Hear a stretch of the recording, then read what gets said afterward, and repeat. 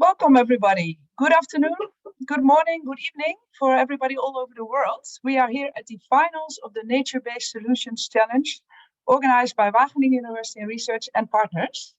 It's a student competition with teams from all over the world. And welcome that you are joining all of us from Brazil, Indonesia, Uganda, Congo, Nepal.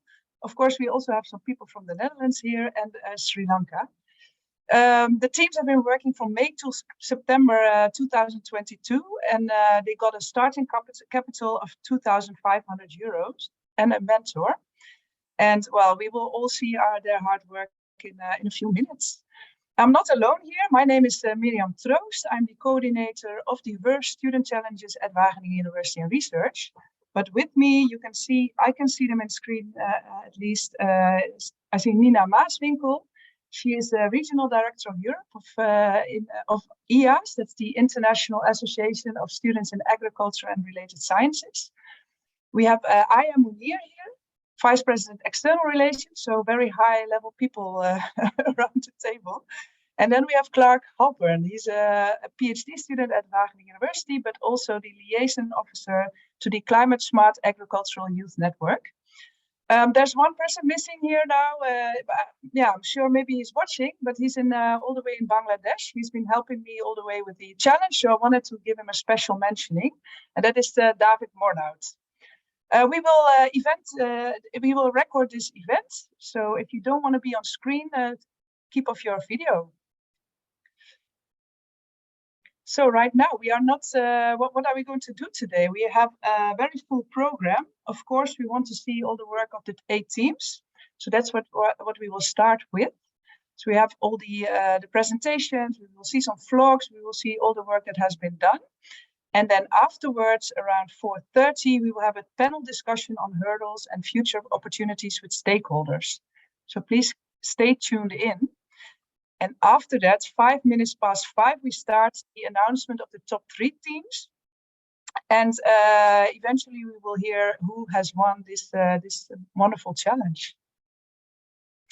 We've not been doing this alone at Wageningen University and Research. So I really want to thank all our partners. We have our implementation partners, Arcadis, Witveen and Bos, BWZ Engineers, Wageningen Ambassadors and King. We have some supporting partners, WWF, EcoShape, IUCN. Thank you so much.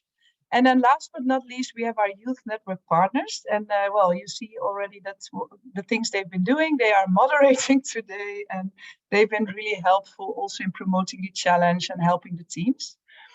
And then I want to mention all the mentors. They've been busy with the teams. Every team had one mentor from one of our implementation partners. So I want to mention Thaisa, she's from Witveen and Bos, and she has been mentoring Green Armor team. Dennis Kamperman, Witveen and Bos, the Indonesian team. Kas, School Meets the Reef, Sri Lanka. Tabea, Green Dream Team, the Netherlands. Marcel van Dorst, BWZ Engineers, Regenerai, Brazil. Jits, welcome Jits, I think you're somewhere here on campus. Wetlands for Nepal. Jan Karel Mak, Wageningen Ambassadors. He's been mentoring the group in Uganda on Bees for Hope. And then we have Esther Wintraak. She's from Wageningen University, and she's been mentoring the team in Congo, Mabele Agric. Welcome, everybody. So, we have a jury, of course. But they've also been involved in this challenge. So they've been selecting the 8 teams that are actually now presenting today.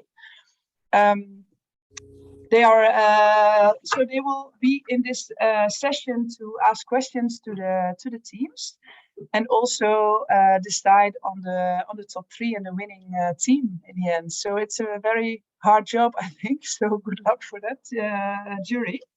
I'll show you around as we see Joyce there. Joyce is in Kenya. Hello, Joyce. Joyce is working for the SMV Craft program, the Climate Resilient Agribusiness for Tomorrow. Then we see Marjolein Poelman. She is one of our youth network partners, Future for Nature Academy. Isabel Mukelabai from WWF, the Chief Conservation Officer for WWF Zambia. We have Wiebe Smith. He's the chair of our jury. He works at Climate as a program and policy specialist. Wouter Ubbing, welcome. He's our United Nations Youth Representative on biodiversity for the Dutch government. Then Sebastian Ochema. Sebastian, he is working for the AECF, very interesting in Kenya, the Africa Enterprise Challenge Fund. So teams, pay attention. Maybe you want to drop some text to Sebastian later on. Heloïse van Houten, welcome from the Ministry of Agriculture here in the Netherlands. Heloïse is Policy Officer, Ministry of Agriculture, Nature and Food Quality, excuse me. Then John Reich. John Reich is seated in the United States, and John is the Scientific Program Director of the Foundation for Food and Agricultural Research. Welcome, jury. So I think I've introduced almost everybody who has an active role here, and I would like to start with the presentations of all the teams. And I will hand over to Nina and Aya, who will handle all the team presentations. Thank you very much. Thank you, Miriam. And also from me, good morning, good afternoon, and good night to everyone watching all over the world, but also being here live in Wageningen, of course. As already quickly mentioned before, my name is Nina Maaswinkel. I'm the Regional Director of Europe of the student organization EAS, and I will be your moderator of the first part of today. So first, I will explain to you the ground rules of this first part. There will be 8 teams presenting, and they will each have 10 minutes. The 10 minutes consist of a 3-minute blog. It's a video that the teams have produced themselves. After, we will have a 3-minute presentation of the project summary. And we will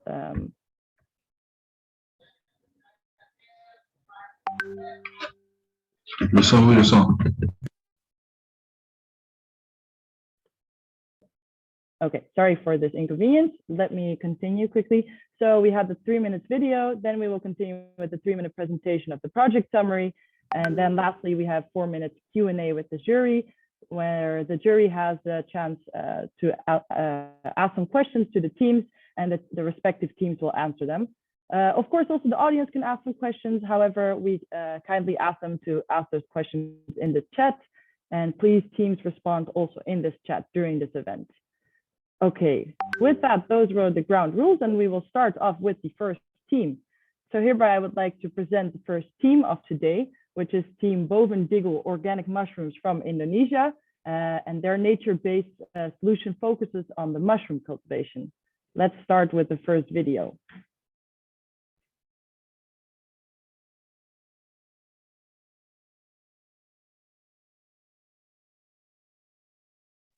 Producing food usually requires a large agricultural area. To obtain the land, it is necessary to clear forests. Massive forest clearing increases deforestation rates and can threaten the sustainability of forest biodiversity. Mushroom is usually cultivated in a building with a relatively large area. We got the idea to use the trees in forest areas to cultivate mushrooms. We designed metal shelves in this perfect environment under tree canopies where mushrooms naturally grow. Shelves are adjustable to the tree's diameter. The metal racks are not permanent on the tree, and to avoid injuring the tree by nailing, we make use of broken branch on the main trunk of the tree, and also add rubber to support the metal. We add paranet or insect nets to cover them to minimize pest attack and to conditioning the fungus in the dark and damp environment. There is also a coconut leaf roof to prevent excessive rainwater. To maintain humidity, we water the mushrooms about 2 until 3 times a day, depending on the weather. Mushroom can be harvested after full bloom every day until the end of the backlog, approximately 4 months. After the end of the backlog period, the shelf can be moved from one tree to another for further use in mushroom cultivation. The previous trees can rest for maintenance, and trees can continue to grow. This invention brings benefits to the ecosystem, and to the community. Agricultural activities that do not clear forests can reduce deforestation so that nature can be dynamic in its natural processes, can minimize forest clearing by agricultural activities, and economic needs can be fulfilled from activities that are in harmony with natural processes. We call this design under the canopy.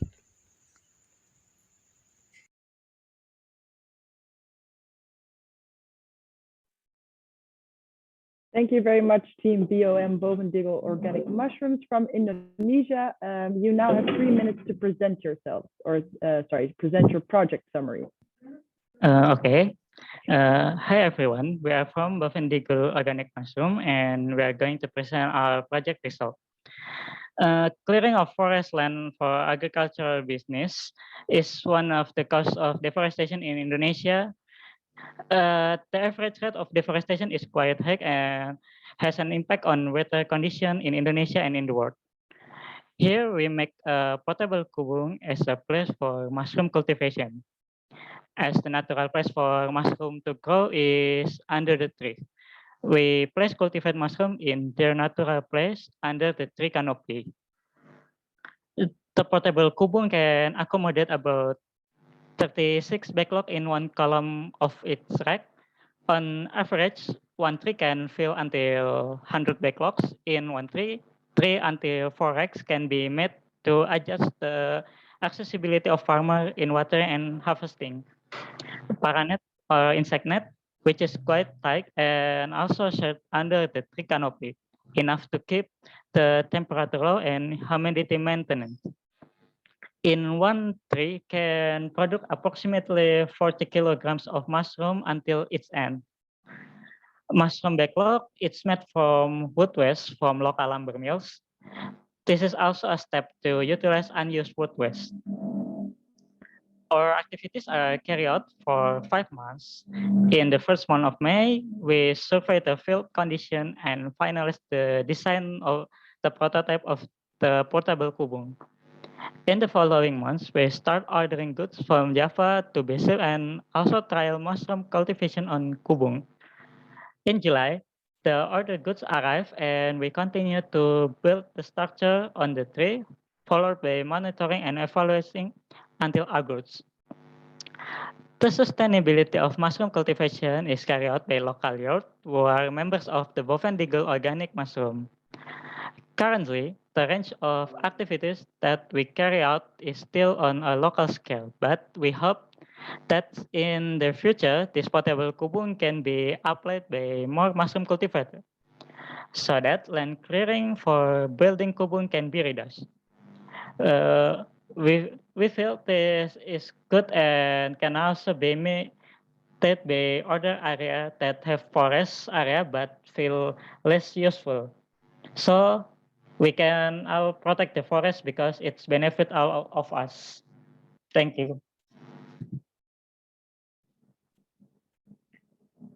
Thank you very much, Team Bovendigel Organic Mushrooms. Now we have 4 minutes for the jury to ask a question. First question is by Mr. Wiebe Smit from Climate. He works as a program and policy specialist, and Mr. Wiebe Smit leads the Climate efforts towards key global platforms such as the UN's Climate COP. I would like to ask Mr. Wiebe Smit to ask the first question. Go ahead. Thank you very much, Nina. I hope that I'm audible. Thumbs up? Yeah, great. Thank you very much. So thank you very much for this first project, for their presentation and the work over the past few months. I realized that deforestation is a huge issue, especially also in Indonesia. And the project is proposing an exit strategy for those involved in deforestation to turn to a new means of making a livelihood. So I think in that sense, it's a very interesting concept that they present. I just have 2 questions that I would like to kick off with, also to give a little bit of room for other jury members in case they have any questions. So my first question would be around stakeholder engagement. I realized, and I read in the summary as well, that the project has been very much involving youth, which I think is really nice because you will focus on the sustainability of the learnings of the project. But to me, I think it's also extremely relevant to work with regional government bodies that might also be the owners of the forests, for example. So my first question would be, why did you decide as a project not to work with these local government or local governmental structures to work with them from the onset of the project? Because I did read that you might want to work with them in a continuation of the project, but so far they have not yet been engaged. So my first question is, why did you choose not to work with them from the start? And then my second question is around the outputs of the project. So you mentioned that you can produce around 40 kilograms of mushrooms per installment, if I understand correctly.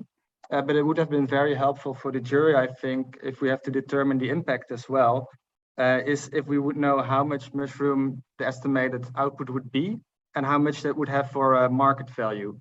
Because I think from my perspective, illegal deforestation especially is often taking place because of immediate financial needs for individuals. So would this project proposal stimulate those individuals that are involved with deforestation to shift their livelihoods towards mushroom production? So those are my two questions. Thank you very much. Boom, dropped.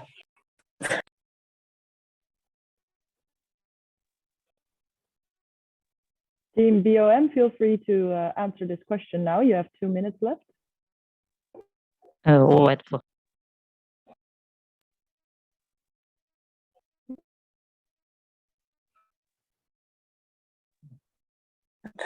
Team BOM, is it possible for you to answer the question, or should we postpone it to the chat so you can think about it a bit longer?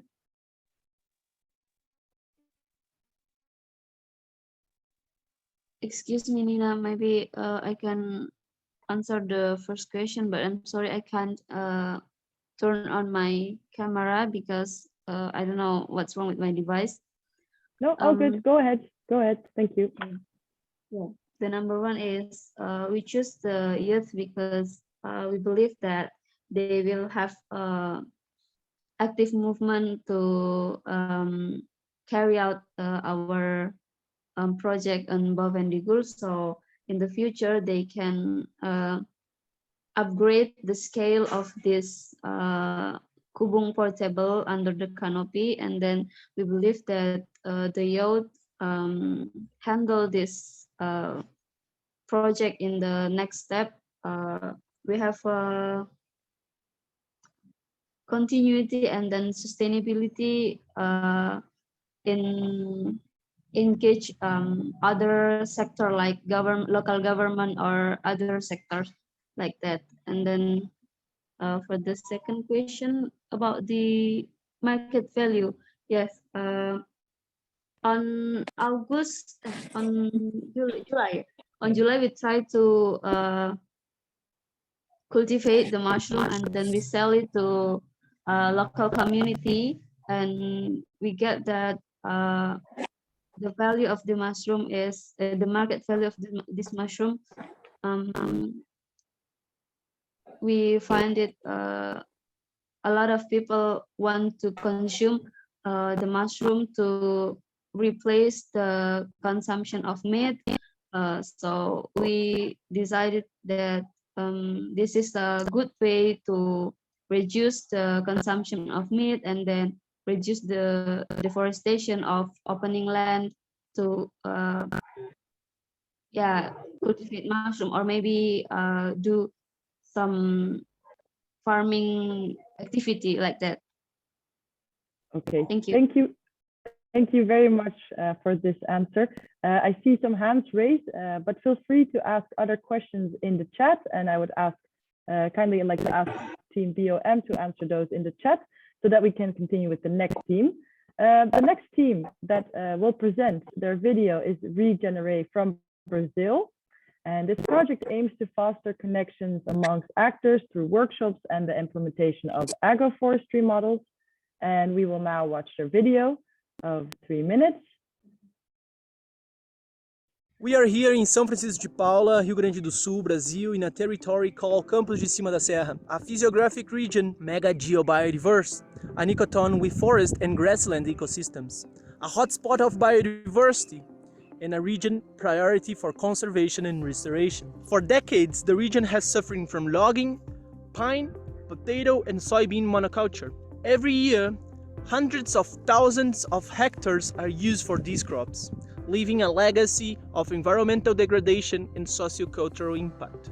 With this in mind, we are invested in restoration of this landscape with a combination of nature-based solutions, combining ecological restoration with regenerative agriculture, aiming to transform it into a more resilient, adaptive, and sustainable agro-ecosystem, while collaborating on projects with third parties. In the past months, we have offered a training in agroecological agroforestry systems with a special focus on socio-biodiversity products. At this training, we hosted 40 people, including family farmers, rural youth, researchers, rural technicians, people who work with socio-biodiversity products, and representatives of socially vulnerable groups. Present were people between 25 and 76 years old, generating a very diverse audience coming from 14 different regions. There were 6 days of workshops with more than 50 hours of classes divided into 3 modules. The first module focused on the introduction to agroforestry principles and fundamentals, thus providing participants with the ability to read the landscape and understand what actions to take to improve the environment, also implementing an agroforestry system from scratch. The second module focused on planning, so that participants could design their own systems. We also paid a special attention to management and enrichment of agroforestry systems, enabling the participants to practice that, which is one of the biggest challenges of agroforestry. And the third module was about processing of socio-biodiversity products, markets, and networks. In this module, participants were invited to actively participate in different methods of processing of native plants and learn about different uses of the same, focusing on aromatic and medicinal plants, native fruits, and native timber. A great emphasis was given to further the understanding of how to participate in networks and how to strengthen them. The training was specifically designed in this way to ensure the maximum quality of learning and autonomy of trainees. We aim to demonstrate a complete understanding of the value chain involved in conservation and restoration of native vegetation. We demonstrate the enormity of commercial value potential available through engagement with socio-biodiversity products, which in turn generates a constant stream of income for those involved. Altogether, we worked with more than 110 different species of plants, among trees, bushes, herbs, and annual crops.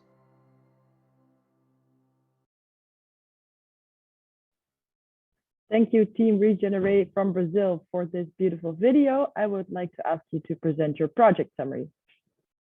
Shirley, Miriam, could you go back to the first page of the presentation, please? The first. No, yes. So I will start.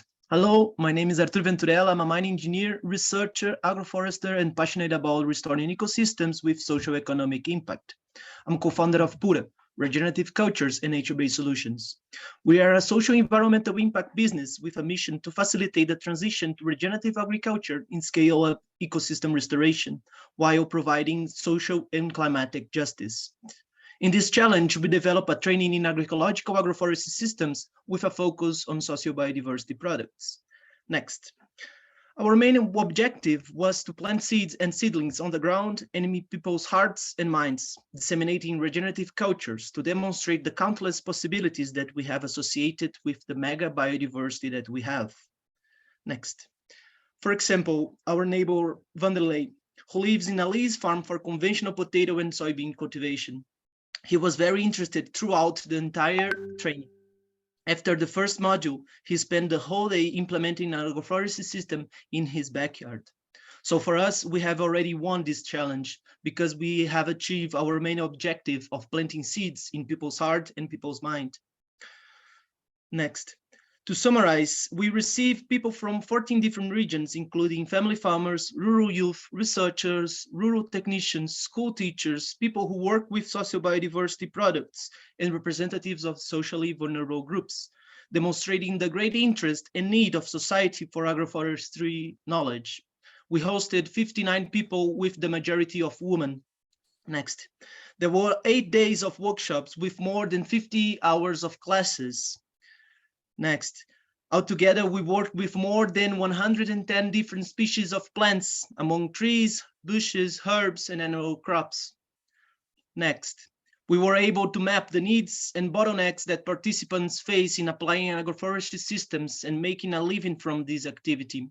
Within the network form, we visualize at least 22 institutions nested among banks, universities, research centers, associations, cooperatives, and NGOs. Next, in my opinion, this is a very amazing reference to be replicated in other places, providing society with a regenerative path to restore landscapes, while at the same time achieving high socioeconomic impact. We value the presence of people in the system, and we would like to invest resources in disseminating knowledge, visualizing that this will bring us long-term benefits, making economical and natural capital also grow. That is why we need seed money to facilitate the regenerative transition for rural communities in the short, medium, and long term, implementing model areas serving as school laboratories worldwide. Next, and for a near future, we envision the strengthening and expansion of restoration hubs and socio-biodiversity products. Next, let's rewild the world while we produce food in abundance with social impact and economic development. Let's grow together. Yes, thank you very much for your project summary. We will continue now with the question of the jury. Mrs. Joyce Mbingo is from SNV Craft, or the Climate Resilient Agribusiness for Tomorrow. She's a climate smart agriculture advocate and also an agronomist and a soil scientist. Mrs. Joyce Mbingo, could you ask your question for this team? Thank you. First, to congratulate the team for the good work. And I've seen several collaborations, partnerships, which really is a plus. My question goes to the issue around, you've talked about economical value. I've seen trainings going from tree planting all the way to extraction of, for instance, the oils from these trees. So while working with the community, are you looking at individual farmers or groups of farmers, and also are you looking at not only agroforestry but also other actors around who can also benefit from that? Because I know there will be a demand and supply at every section of the tree planting process and the whole project. So have you considered that? Thank you. Yes, totally. For us, articulation, it's one of the main actions that we do. So we have been articulating with the Rural Syndicate, with different associations, with different cooperatives to get more people involved. Also the government, the Environmental Secretariat, and also individuals. Also, we have been working with different initiatives that work with vulnerable people, so we can exchange, we can improve the synergies between these people, providing food security and sovereignty, providing income with agroforestry and socio-biodiversity products. So articulation with different stakeholders is one of our main concerns and actions.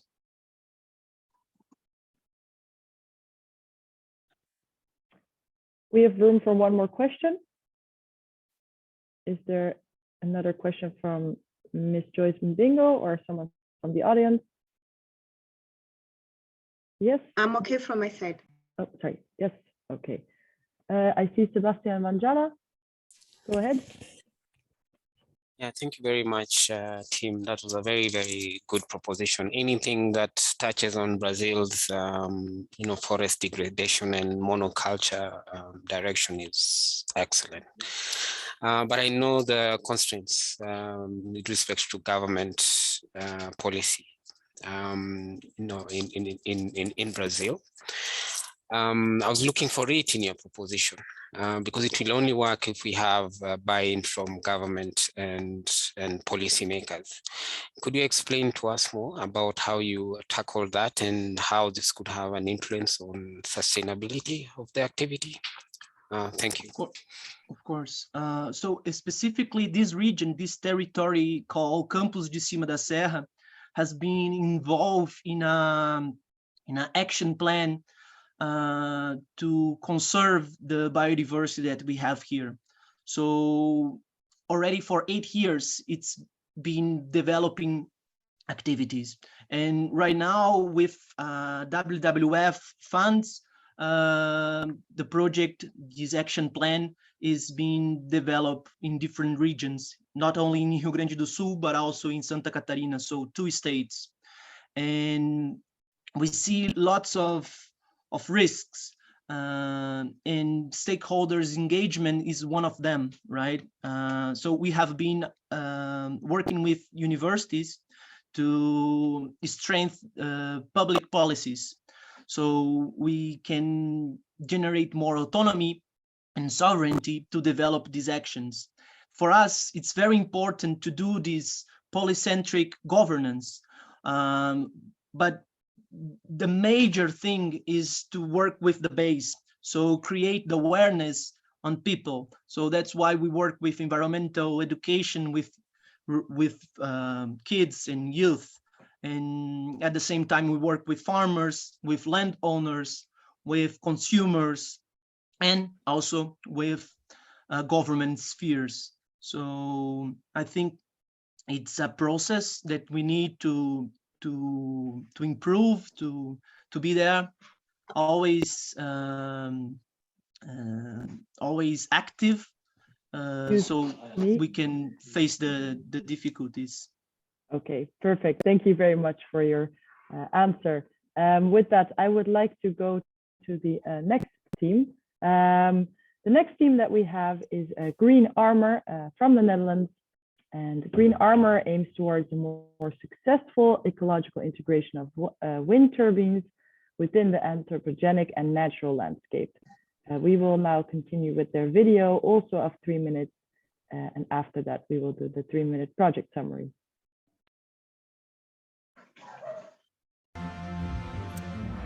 Hi, this is Margriet from the Green Armor. Behind me, you see a typical flat in the city center of Delft. As you can see, it's quite a sad sight. There's a lot of concrete, a lot of steel, and this is unfortunately how a lot of our cities are looking like nowadays. And me and my team of the Green Armor, we thought to do something about this. We wanted more greenery, more biodiversity, to improve the lives of our citizens and also improve the ecosystem that we are a part of. And this is why we created the biobomb.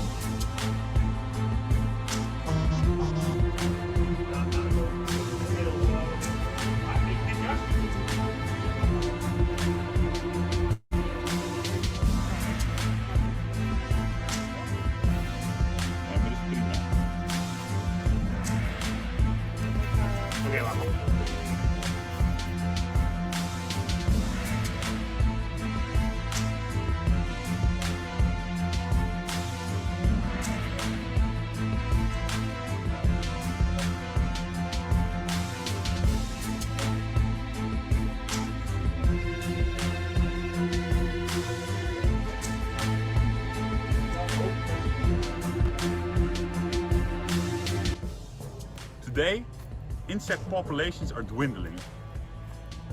This, an insect hotel, can be the turnaround for this. Today, we present to you our biobomb. This being a part of it, we want to save the planet. Through modular action, we can make inner cities and monoculture areas into blooming biodiversity areas. This is the biobomb. The biodiversity bomb doesn't only provide a space for plants, but also provides a place for insects, which are crucial for our ecosystems. So modularity is a key concept of our design.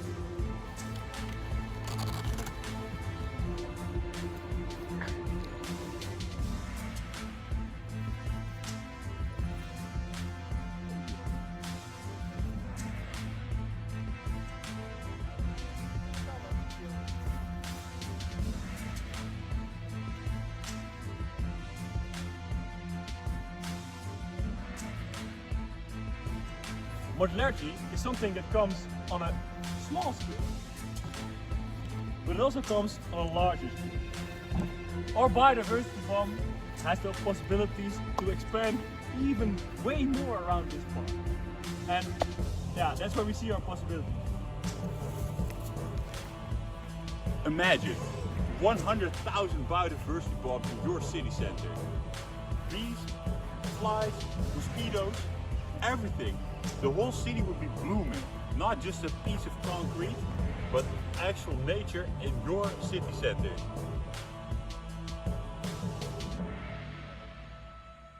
There it is, okay?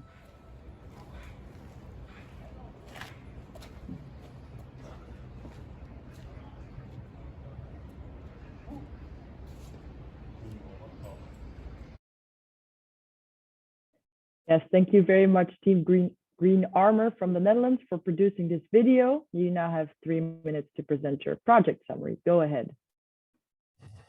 Yeah, so thank you. My name is Stephanie and this is Brent, and we're here to elaborate a little bit more on our journey.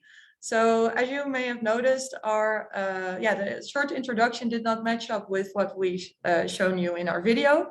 That's because we've had to alter our idea and our application for the challenge quite a bit.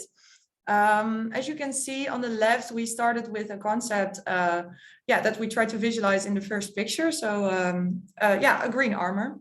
However, after not meeting our deadlines that we set for ourselves and not succeeding in finding a location, we switched up our idea.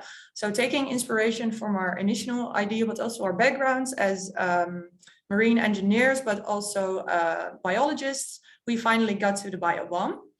And with that, we really tried to focus on modularity. And that modularity, we also tried to show to you in the video. So we wanted to test if it was feasible for us to really make a physical product, and how can we make it in such a way that everybody can handle it and also use and maintain it. So therefore we came up with the basic frame of the wooden X. And furthermore, reflecting upon our challenge and the time we spent together as a team, I think we learned a lot, although our final application did not, was not like how we imagined it in the first place. We do not see that as something that we did not succeed in or a failure, but we feel, I think, all very happy with the journey that we had, and also the eventual product that we made. And also as a team, and the workshops itself were really interesting, and we got a lot out of it.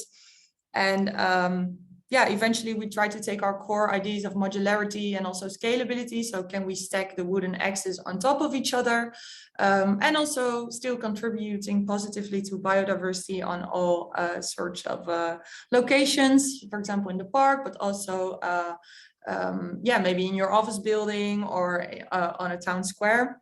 So thank you. Sorry to interrupt. Wrap up. Yes, no worries. Wrap up, please.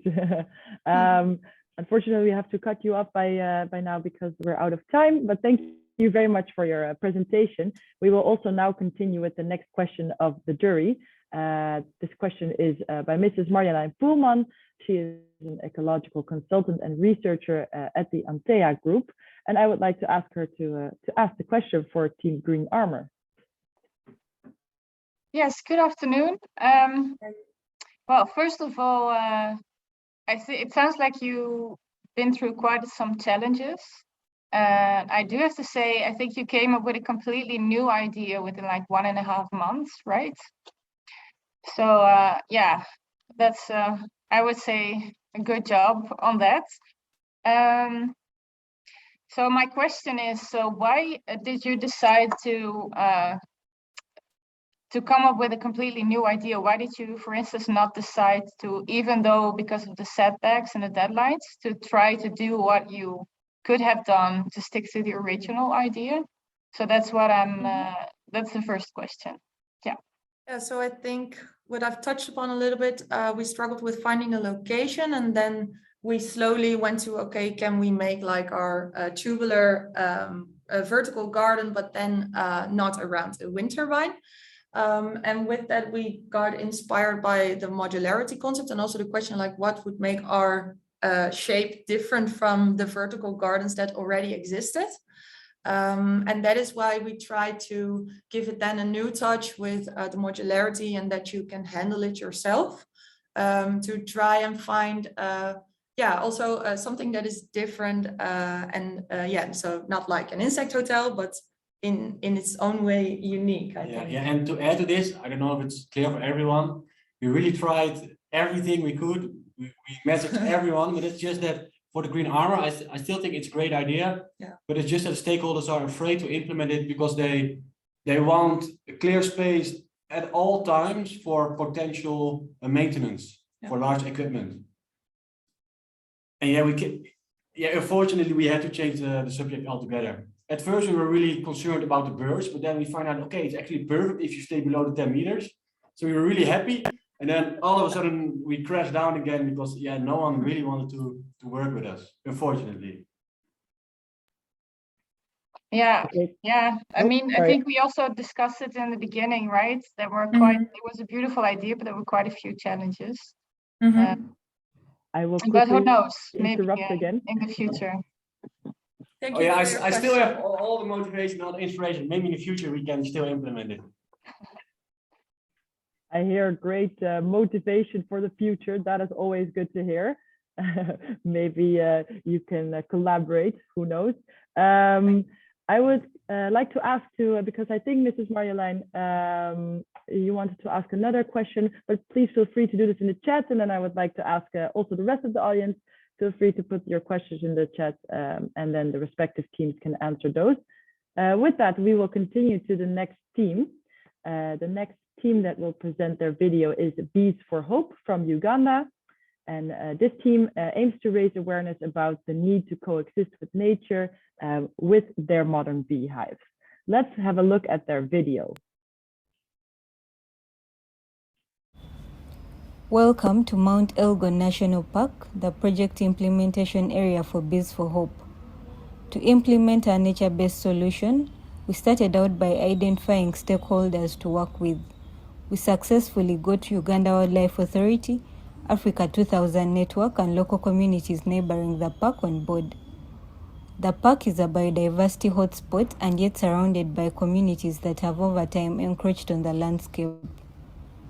Our aim in this landscape is to ensure that both nature and people flourish and also reduce the problem of landslides that come as a result of degrading the landscape. Together with our partners, we identified the most suitable alternative source of livelihood for the community, a nature-based solution to relieve the park of human pressure. Sites for hive installation were identified. We trained 60 farmers in good apiculture practices, hive installation, and the importance of tree planting. We installed 30 Kenyan top bar hives and planted Albizia tree species in the degraded gaps of the national park, Caliandra tree species as a bee foliage around the hives installed. We then met with the community groups to explain the scalability plan for the apiculture revolving fund, draw group work plans, and a monitoring strategy for the apiculture project. Our model establishes a potential of 10 new hives per season. Our model encourages farmers around Mount Elgon National Park to move from activities which degrade the national park, like cultivation, to solutions which respect nature, that is beekeeping. We do this by initially providing hives at no cost for installation. Once the honey is ready, we buy it from the farmers. As Bees for Hope, a social enterprise, add value and sell to final consumers, creating a complete value chain for the honey business. When farmers are able to earn an income and have an alternative source of livelihood, it reduces their despair and encroachment on the park, helping in restoring the landscape and reducing the problem of landslides. This way, we are able to create a community where both people and nature thrive. We are currently writing grants, and looking out for potential partners that will help us in mentorship, but also get seed funding to officially establish Bees for Hope as a social enterprise.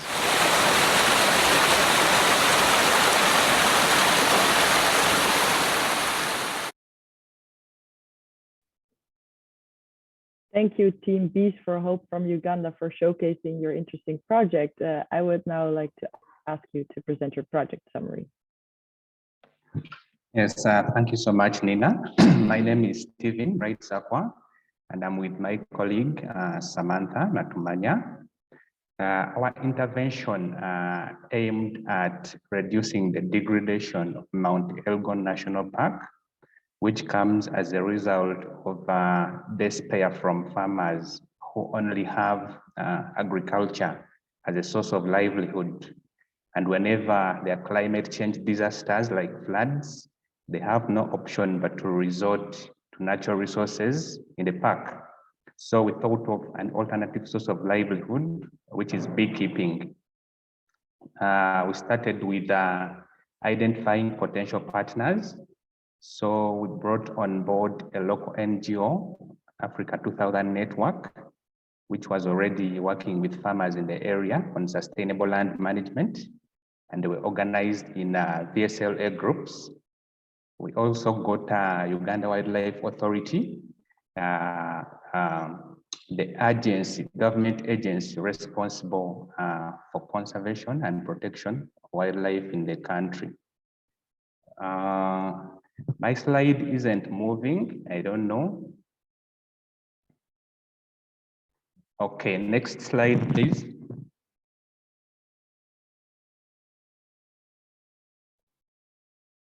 Is this one good? Yes, yeah. So we designed training material about beekeeping, but also conservation. Next. Then we mobilized the community and also did reconnaissance. We mobilized 60 farmers into VSLA groups by Mares, whole Africa 2000 Network, and went ahead to identify the degraded sites in the park. Next slide, please. Yeah, so here we're identifying our sites in the park. Quite a difficult terrain to navigate. Next slide, please. So 60 farmers were trained about beekeeping and conservation. Next. We installed 30 beehives. You can see here, we have 2 sites. Each group got 15 beehives. And then we went ahead to plant trees. We planted Calyandra around the installed beehives to act as forage for the bees, and also planted Albizia in the degraded sections of the park for restoration. Next, please. So we again talked to the farmers about understanding the revolving fund model and the scalability plan of the project. I'll let my colleague Samantha take over from here. Sorry to interrupt Brent. again. I'll quickly conclude. Yes, quickly conclude, please. Okay, so we are currently monitoring. You can see the 2 different photos here. We've established some green coming up, and so far we've noted 2 hives with colonization. Next slide, please. Currently, we are writing out proposals and reaching out to partners to seek mentorship and funding to scale our projects, but also establish Bees for Hope as a social enterprise in order to establish the complete value chain for the honey and other bee products. In conclusion, we have no idea how many hatchings, how much biodiversity larvae, all the biodiversity that could have been in these degraded patches. There could have been also sentinel line extinctions too that we never got to know about. what we know for sure is there cannot be biodiversity, there cannot be a stopped biodiversity loss if we do not eradicate community poverty. Next slide, please. Thank you very much. Yes, thank you, team. Once again, we have now room for one question from the jury. This will be from Mrs. Isabel Mukalabai. She is a Chief Conservation Officer of WWF in Zambia, and she is also a serving board director for the Zambia Environmental Management Agency, ZEMA. Please, Mrs. Isabel Mukalabai, ask your question.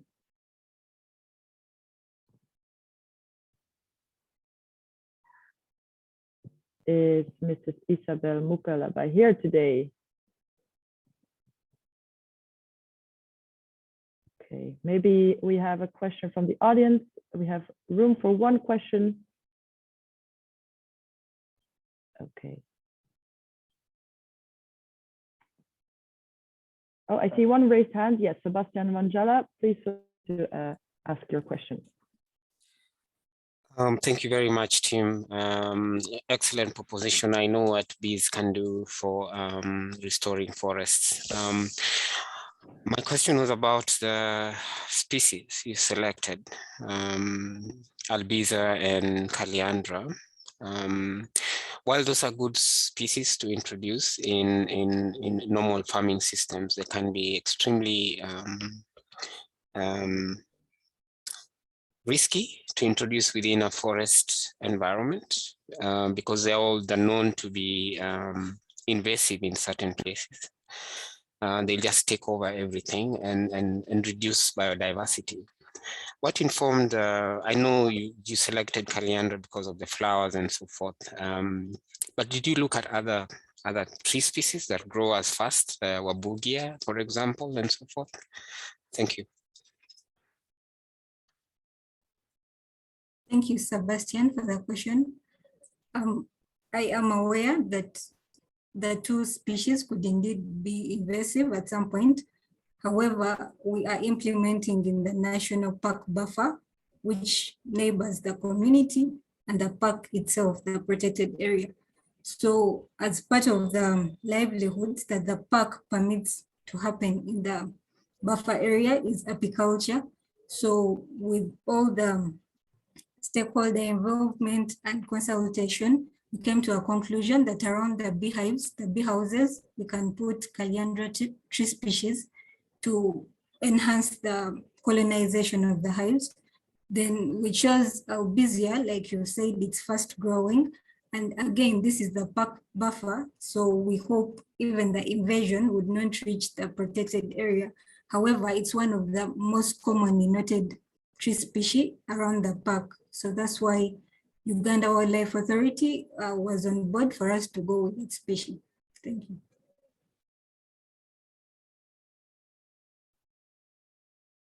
Thank you very much, team. We will quickly move on with the next team, with the last team before we have the break. And this team is School Meets the Reef from Sri Lanka. And this team has worked on the rehabilitation of the coral reef. Also, this 3-minute video by School Meets the Reef from Sri Lanka.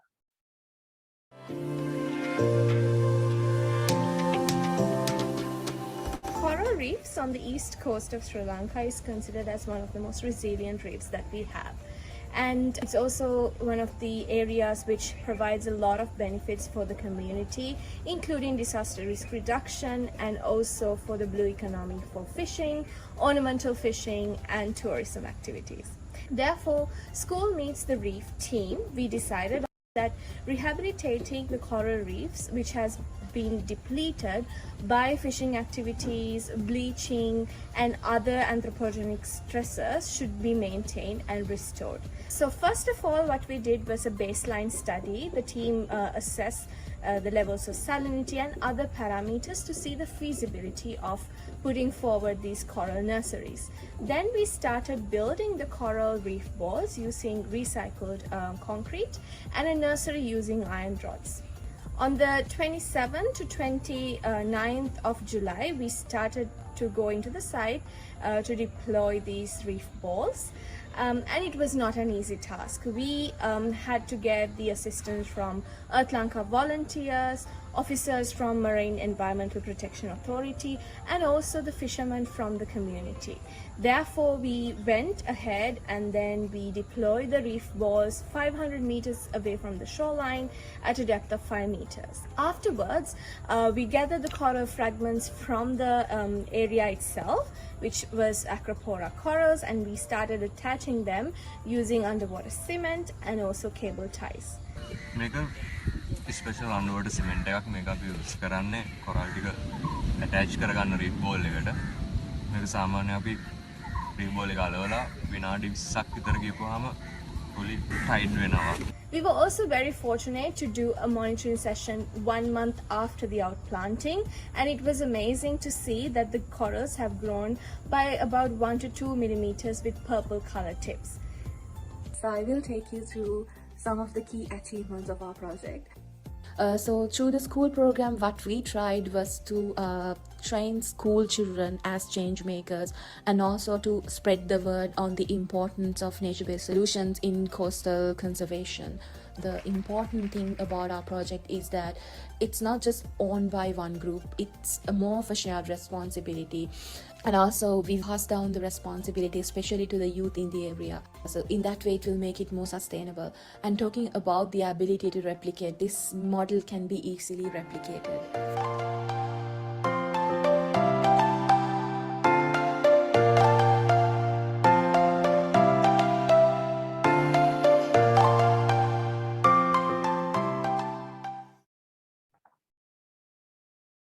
Thank you for producing this video, team School Meets the Reef from Sri Lanka. Feel free to present your project summary now in 3 minutes.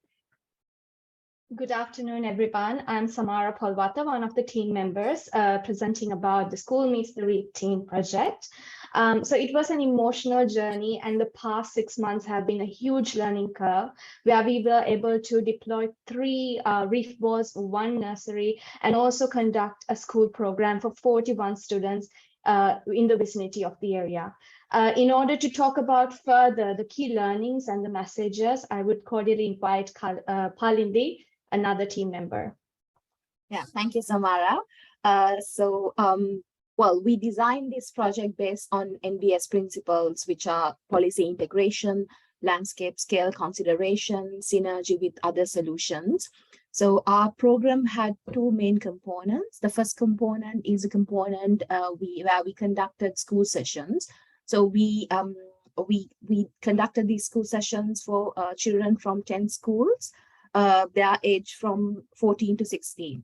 So in this sessions, we raised awareness in terms of climate change, conservation, restoration, marine ecosystems. So, and also we are at the moment, we are in the process of working with authorities to introduce nature-based solutions to the Sri Lankan school curricula, especially for the secondary education curricula. And the second component of our project is where we took a technical approach and built a coral nursery and also deployed these coral reef balls. So I think, so for this, we engage with communities, especially the youth in the area, and also we'll be conducting continuous monitoring and evaluation sessions. So by conducting all these activities, what are we trying to achieve? So we are trying to achieve climate change adaptation and mitigation.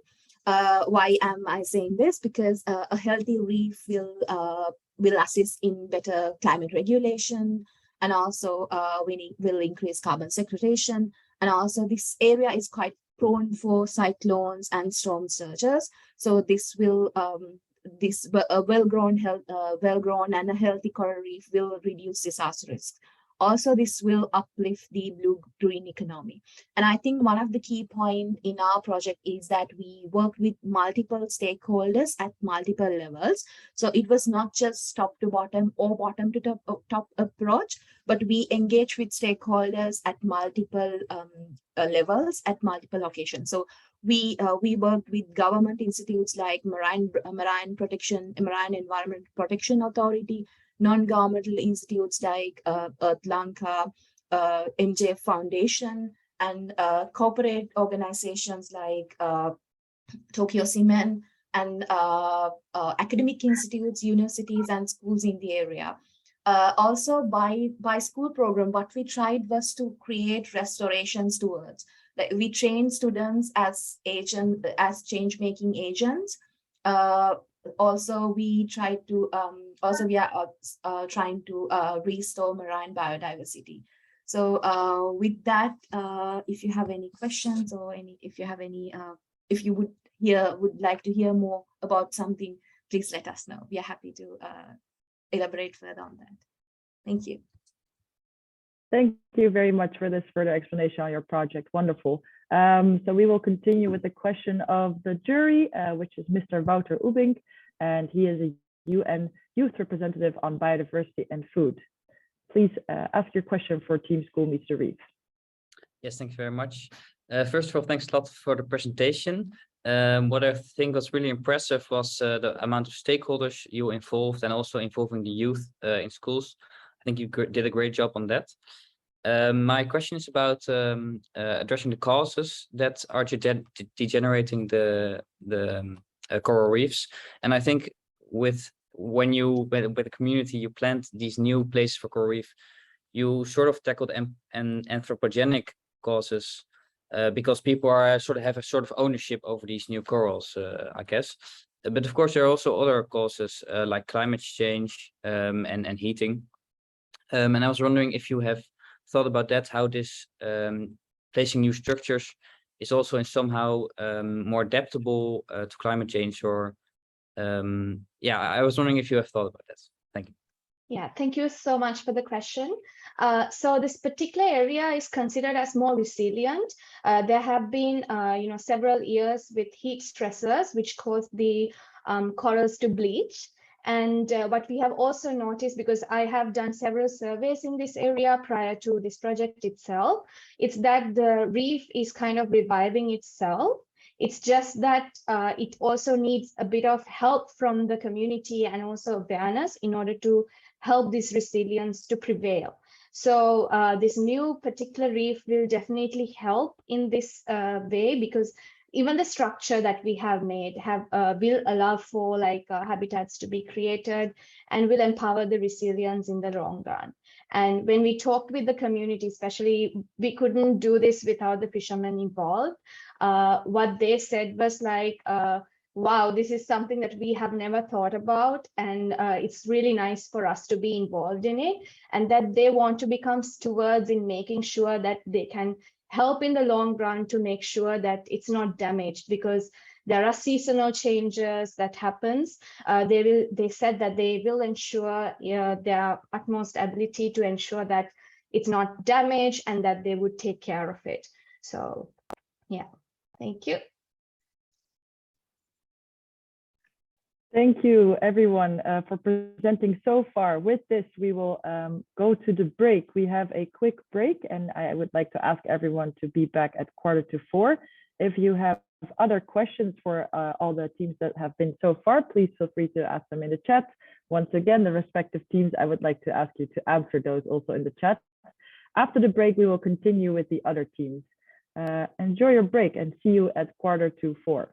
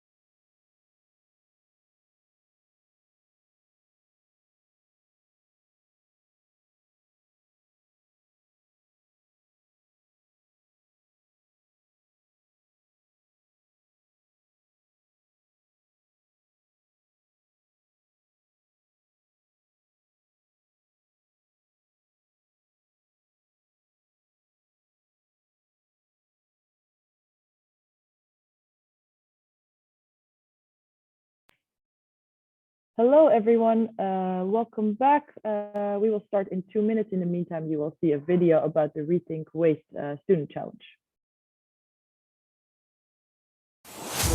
Each one of us has the ability to make a difference.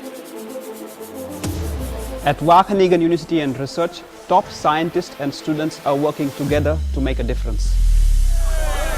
As the call for a circular bio-based economy gets louder and louder, here we are working on solutions to make it a reality. Now we invite you to be part of the solutions. The world needs your crazy ideas. In the Rethink Waste Challenge, we challenge you to come up with a business idea or a prototype that contributes to a circular bio-based economy. Will you pick up the gauntlet? It could be anything. A new material made out of biomass. A new technology to extract valuable products from biomass residue. Or services that bring a zero-waste future one step closer. Only your imagination and the sky are the limit. This is your unique opportunity to create a positive impact, boost your career, and get a taste of what it means to be an entrepreneur. You will learn about circular bio-based economy, build your network, and develop entrepreneurial skills. And if you make it to the finals, you'll get the chance to win a prize worth 6,000 euros. What idea will you contribute to a zero-waste future? Join the Rethink Waste Challenge now.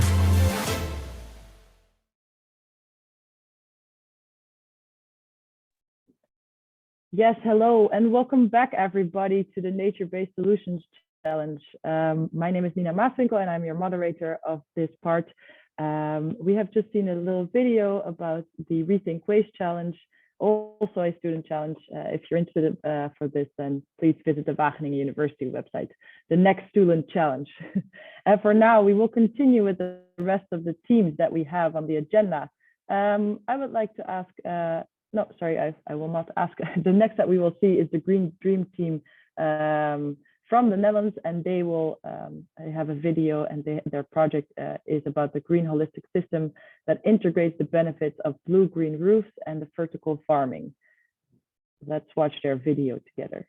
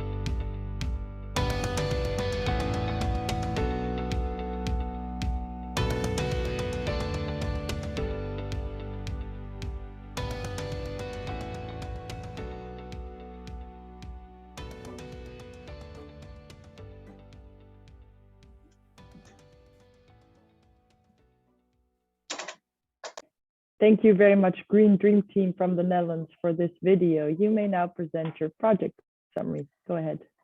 Thank you very much. I'm Clara and this is Valentina. And I would like to start a presentation with a question, which is, do you know how much water can a 12 square meter green roof retain on average in a year round? And the answer is that green roofs can retain 50 to 100% of rainwater they receive, which in a 12 square meter roof means between 5,000 to 10,000 liters in a year. With this, I wanted to emphasize that water retention is one of the most important benefits that green roofs can offer. Now, in this slide, I would like to focus on some problems our prototype is tackling.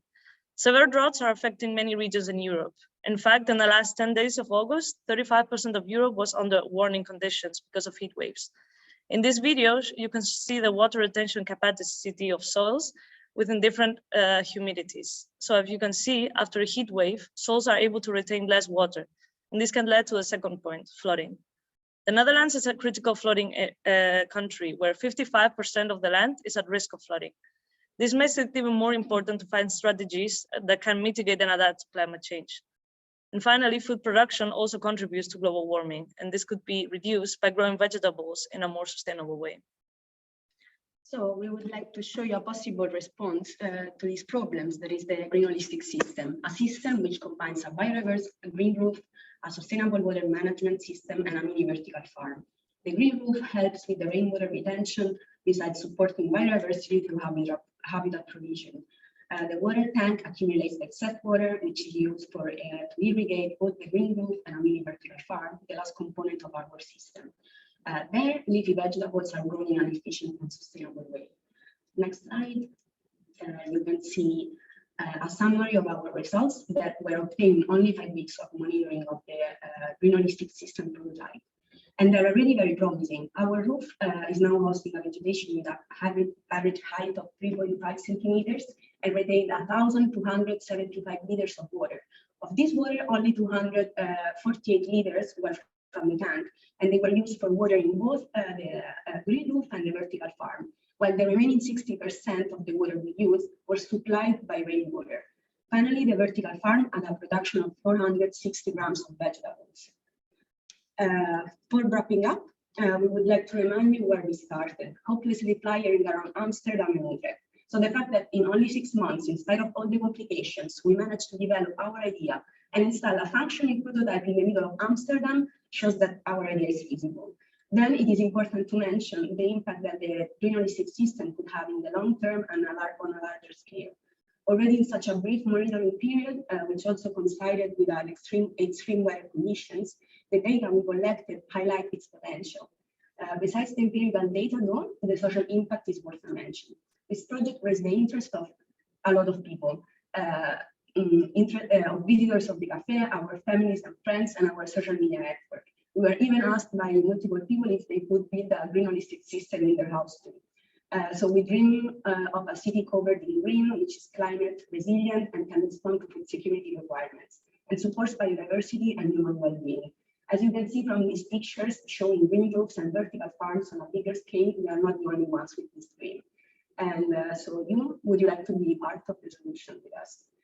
So yeah, thank you very much from the Green team to our partners, Blume Data and OnGreens, and to the School Student Challenges to give us this opportunity.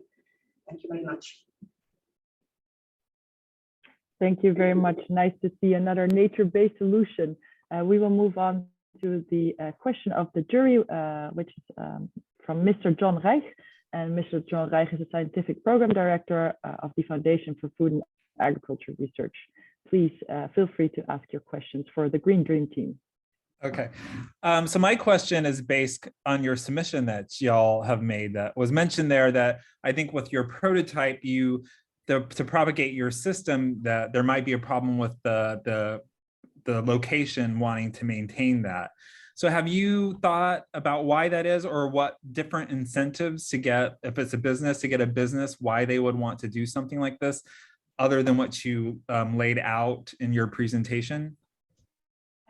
Well, actually, maybe I can connect this to a webinar about nature-based solutions that I attended some time ago. That is like one of the main problems we have with implementation of nature-based solutions is that a lack of confidence in the benefit that they can bring, especially from an economic point of view. So I think from from the host point of view, from a theoretical perspective, was very prone to help us and support us, but then once he wanted some more like tangible benefits, there was a lack of trust in this process. Also because, as we all know, nature-based solutions can deliver their benefits on a bit of a longer term than the time that we had for the challenge. So I think that was one of the main reasons. And besides this, one important thing to mention is that our location is great, and our prototype is located there. But the issue is that the municipality of Amsterdam is going to take over the land in January 2024. And this is already in the plan of the municipality for the last, I think, 10 years, more or less. So this was mainly the reason why we have to think of a new location for the prototype. And actually, we already sorted that out because we got in touch with the AMS Institute, research institute in Amsterdam, that would like to adopt our prototype and to take care of it. And so we can continue doing some monitoring and some research and maybe improve the prototype and try to install it in different locations. Hopefully that they're not being taken over in a few months. So well, yeah, that was the Well, congratulations on that. So what I heard is that so the AMS is going to do the prototype, and that you all will be able to collect data to understand some more of the tangible benefits, because it will be more of a longer term project. Yes, it's going to be a collaboration indeed between us and the AMS. Yes. Thank you for your question.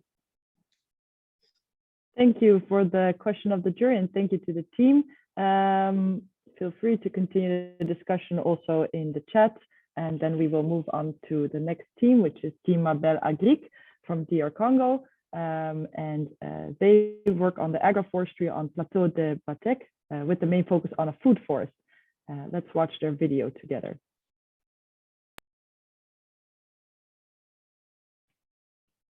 Food forest is a sweet spot of agroecology and agroforestry. We wanted to turn the savannas of Plateau de Bateke into economically and environmentally viable food forests. For that, we needed agricultural input, seedlings of indigenous trees, and organic soil amendments.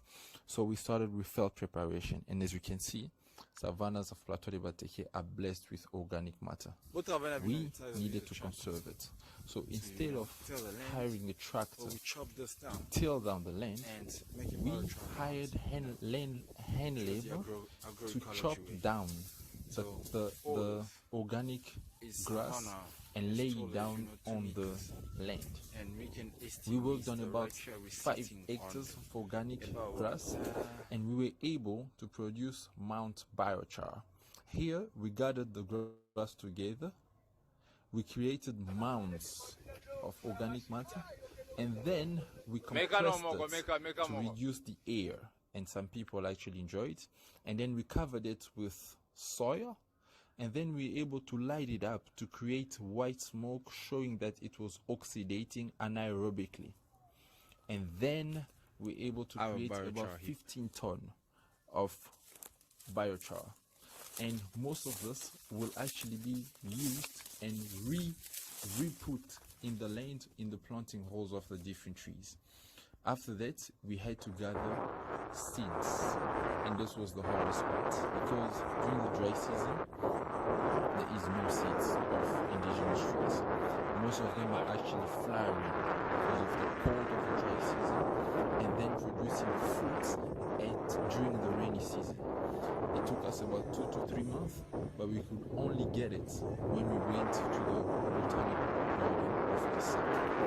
They spoke to the experts, and they gave us seeds of mpea, a worm hosting tree, seeds of neem, which is a powerful biopesticide, of moringa, and of African kola. After getting all those seeds, we now started preparing the soil media. We mixed the biochar and soil, and then we filled up about 500 polyethylene bags of polyethylene, and then we planted all the propagules. So right now we're sitting about 500 seeds of 5 species, and we will continue growing them till we are able to produce the food forest with vegetables and hedgerows of trees. We would like to thank Wakhanekhen and all the partners for being with us. Thank you very much. Thank you for producing this video. You may now continue with your 3-minute project summary. Mabel, hi everyone.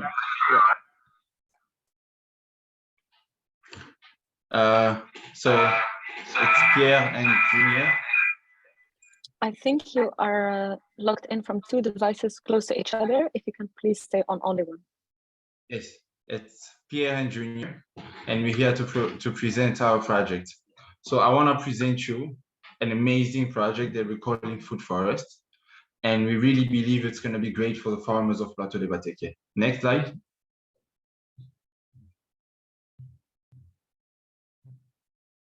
So we believe a food forest is a sweet spot in agroecology. It's environmentally sustainable, but also economically productive. But for that to be possible, one of the drawbacks or one of the, the blockades of agroforestry and agroecology is the availability of organic inputs. So because of it, we started a project where we will be able to produce indigenous tree seedlings and also biochar for soil amendments. Next slide. Yes. So the first thing was to select the right type of seeds. You want seeds that are, or you want trees that are indigenous, that have environmental benefits, that have medicinal benefits, and that have agronomic properties. So we selected about 15 different species, and we started looking for them. But during the dry season, it's really tough because most of the crops are flowering during the dry season and producing seeds during the rainy season. So we were able to get 7 different types of seeds, amazing ones, like Garcinia cola, which is a very indigenous tree crop. And we got a total of 1,120 seeds. Next slide. Next slide. Yes. And then we moved on to biochar. Yes. Then we moved on to biochar production. And this was just great because we worked on 5 hectares here to produce a total of 15 tons. Huge amount. We realized how labor intensive it was because we had to hire quite a lot of amount of people. We realized that we had to have a proper logistics because transporting all this organic matter from one place to another was not so easy. We also had to work on fire management because every time we lit up a fire in a pile, it's could, go into another place. So at the end of the day, storing 15 tons of biochar isn't easy neither, but we used, different plastic materials. Next slide. With the biochar and the seeds, we're able to create our seedlings. First thing we had to select. While selecting, we realized that 50% of the seeds we collected from the forest were actually not in good state. But we moved on. We prepared our medium, and then we planted our seeds. And now we're sitting with 500 seedlings of 4 different species. Next slide. And this is our hope. Our hope is that we use this to create a food forest on 10 hectares with the white blocks representing, legumes or vegetables, and the spaces in between representing hedgerows of trees. And with that, we want to thank you for helping us and for being with us. Thank you, Team Abella Greek, for presenting your project in this way. We will continue with a question of the jury from Mr. Sebastian Ogama. Mr. Ogama joined the Africa Enterprise Challenge Fund from CNC, the Netherlands Development Organization, where he served as Kenya Country Program Manager for Climate Resilient Agribusiness for Tomorrow program. Please, Mr. Sebastian Ogama, present your question.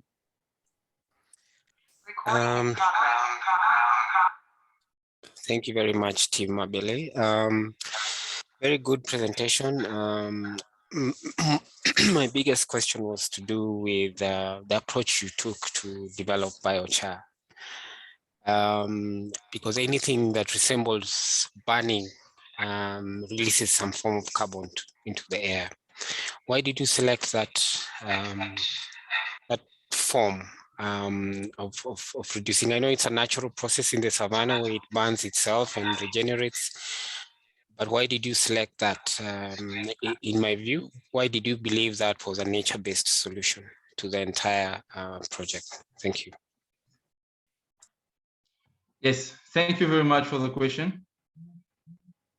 One thing I'll say is that we made sure that even by selecting the natural process, we were going to cover the piles of savanna with soil in a way to recreate the anaerobic processes that allows pyrolysis, but also to reduce the amount of smoke that's going to, escape, So we used the natural process because we're trying to teach farmers, and none of them won't have the money or maybe also, the vision of buying clones.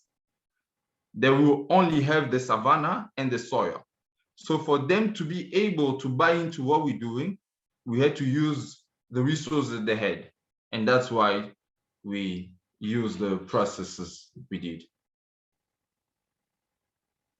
I just have one more question. It's usually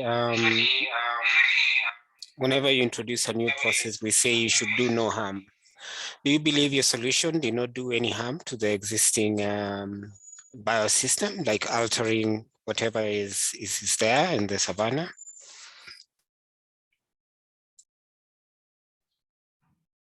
That's a very tough question, eh? That's a very tough one. So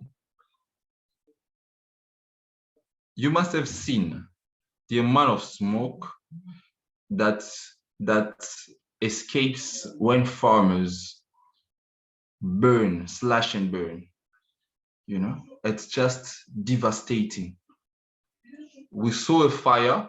Actually, we created one unwillingly, because when we lit one up, the fire just escaped into the savanna. It was heartbreaking to see how much it burns, So it's not a 100% solution, that's for sure. But it's clear that we are, one, reducing the amount of smoke that's going to escape out of a savanna fire. We are amending the soil better than a farmer will do with a cheaper investment, but we're also capturing the carbon that was in that plant and putting it back in the soil, So we're really recreating that carbon cycle. And there probably might be some waste, but I think it's better than burning, much better than burning. So I think we're doing more good than the little wrong that might be coming out of it. Thank you very much. I know how hard it was. It's a difficult project. We all understand the problems in the savanna, the slash and burn. So I think you had a good idea, perhaps just needs some improvement. But thank you very, very much, Team Mabele. Thank you. Yes, thank you also, Jury, for asking this question. And thank you, Team Mabele Greek, for, as you said yourself, answering this tough question. And with that, we will continue to the last team of today, of the Nature-Based Solution Challenge. And this is Team Wetland for Nepal, from Nepal also. And this team worked on wetland restoration in Nepal. We will now watch their video, and after we will do the project summary.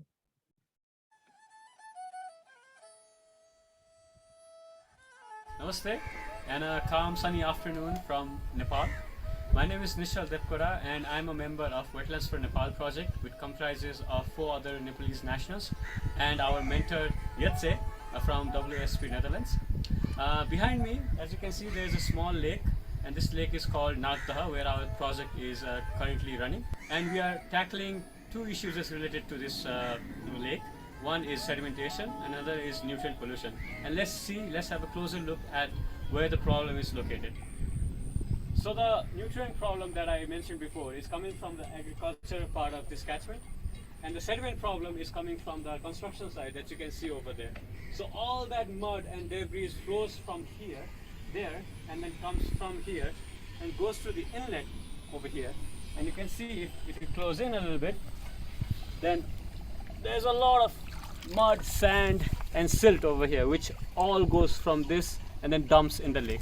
That's what's creating the problem. The idea is to construct a sedimentation retention pond here, which will capture all the sediment coming from this side, and we are also thinking of diverting the flow of water so that it goes from this side, captures the sediment, and then flows into our natural. This is the design for our retention pond, where upon following the arrows, you can see the runoff following the subcatchment B to a buffer area and finally to the retention pond. Retention pond will have a deeper section to allow for sediment retention and a shallower section having macrophytes and reef for nutrient retention. Apart from designing the pond, we've also been collecting baseline data such as depth measurement, precipitation measurement, soil nutrient dynamics, physicochemical parameter readings, and even some macroinvertebrate collection. A local stakeholder workshop was also organized where we received many feedbacks regarding our work. Their positive responses have encouraged us to replicate similar nature-based solution initiatives in other semi-urban and urban wetlands. नाग्दोको पानी चाहिँ यहाँ धेरै प्रयोजनको लागि प्रयोग गरिरहेको छ हैन। यहाँ जस्तै उतापट्टि साइडमा मान्छेहरूले कपडा धोइरहेको छन्, नुहाइरहेको छन्, अनि यहाँ बोटिङहरू पनि हुन्छ, माछाहरू मार्छन् मान्छेहरूले। प्लस यहाँ चाहिँ दुईटा नागको मन्दिर र ऋषिको मन्दिर छ, र त्यहाँ चाहिँ मान्छेहरू विभिन्न ठाउँबाट मान्छेहरू चाहिँ यहाँनिर मन्दिरको दर्शन गर्नलाई यहाँ आएको छन्।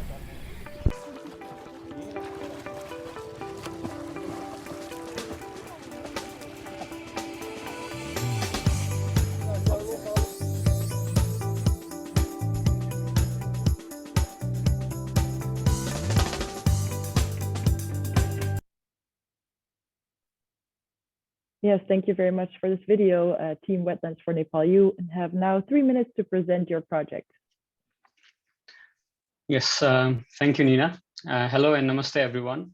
Our team, Wetlands for Nepal, brings you to Nagdaha, a suburban lake located around 20 kilometers south of our capital city, Kathmandu. The lake is famous for wintering birds, lotus flowers, and also the serpent god temple, which ties to its mythological origins. Next slide, please. For this challenge, we identified the southwest part of the lake catchment as the problem area. Our hypothesis was that the subcatchment A, which is an agricultural site, would have high nutrient load, while the subcatchment B, which is a construction site, would have high sediment load that goes to the lake. Next, please. Then we aimed first to properly characterize these problems. The lake had high nutrient load as the total phosphorus and total nitrogen ratio was high. However, these nutrients were negligibly low in the water coming from the catchment. But this water was high in suspended solids and very turbid in the monsoon season.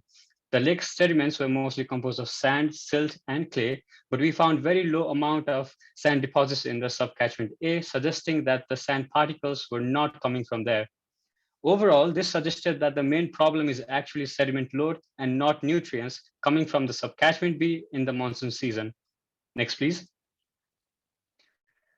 For the second aim, we wanted to reduce the sedimentation problem by creating a retention pond as part of our nature-based solution. For this, we measured the surface area of the subcatchment B and the average daily monsoon rainfall for 4 months. From this, we estimated that the retention pond should be at least 360 cubic meters in volume. So our current pond design has a volume of 430 cubic meters divided into a deeper section to retain the sediments and a shallower section of mainly reed beds to retain any prevailing nutrients. Next, please. Our third aim was to spread the word about our project. So we organized a stakeholders workshop inviting 32 representatives from local youth clubs, women-led groups, lakeside businesses. We have also begun conversations with various organizations to help us from an inclusive lake management plan. Next, please. Besides the pond construction in the future, we hope to work on our long-term vision of lake restoration. We also want to replicate similar nature-based solution to carry to other city lakes like Taudha that you can see on the right, which is close to our current project location and features similar problems. Finally, we are exploring ways to generate revenues to maintain our work by applying to other grants and present our work in conferences as well. Our sustainable dream of nature-based solution is big, but we are heading there one step at a time. Thank you. That's it. Thank you very much for this project presentation. Now we will, of course, continue with the questions of the jury. Next up is Mrs. Heloise van Houten. And Mrs. Heloise van Houten is a policy officer at the Ministry of Agriculture, Nature and Food Quality of the Netherlands, and also part of the Dutch delegation to the United Nations Framework Convention on Climate Change. Mrs. Heloise van Houten, go ahead. Yes, thank you very much, Team Wetlands for Nepal. I think your project is really well substantiated, and it's really great to see how many stakeholders you involved in the process. When reading your project summary, you mentioned several challenges for the construction of the pond with, for instance, the housing company and supplementary resources. I was wondering how you will address these challenges.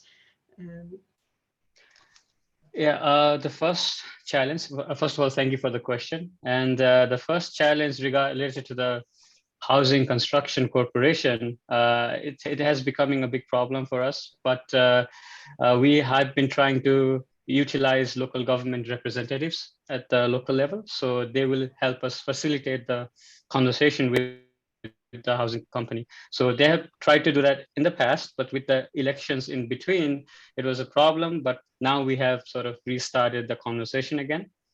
And the second question, I think it was related to utilizing the resources, right? So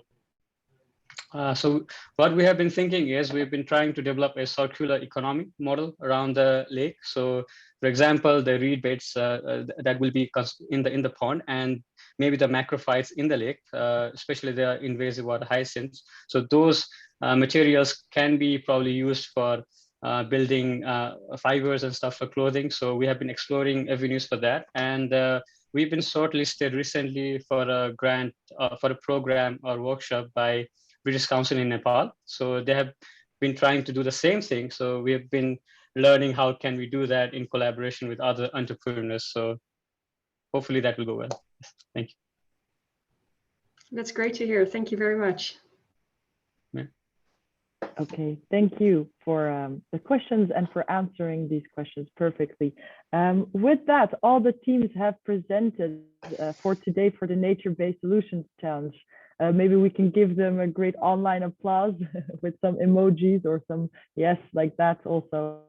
You have put hard work in, made wonderful videos and presented very well.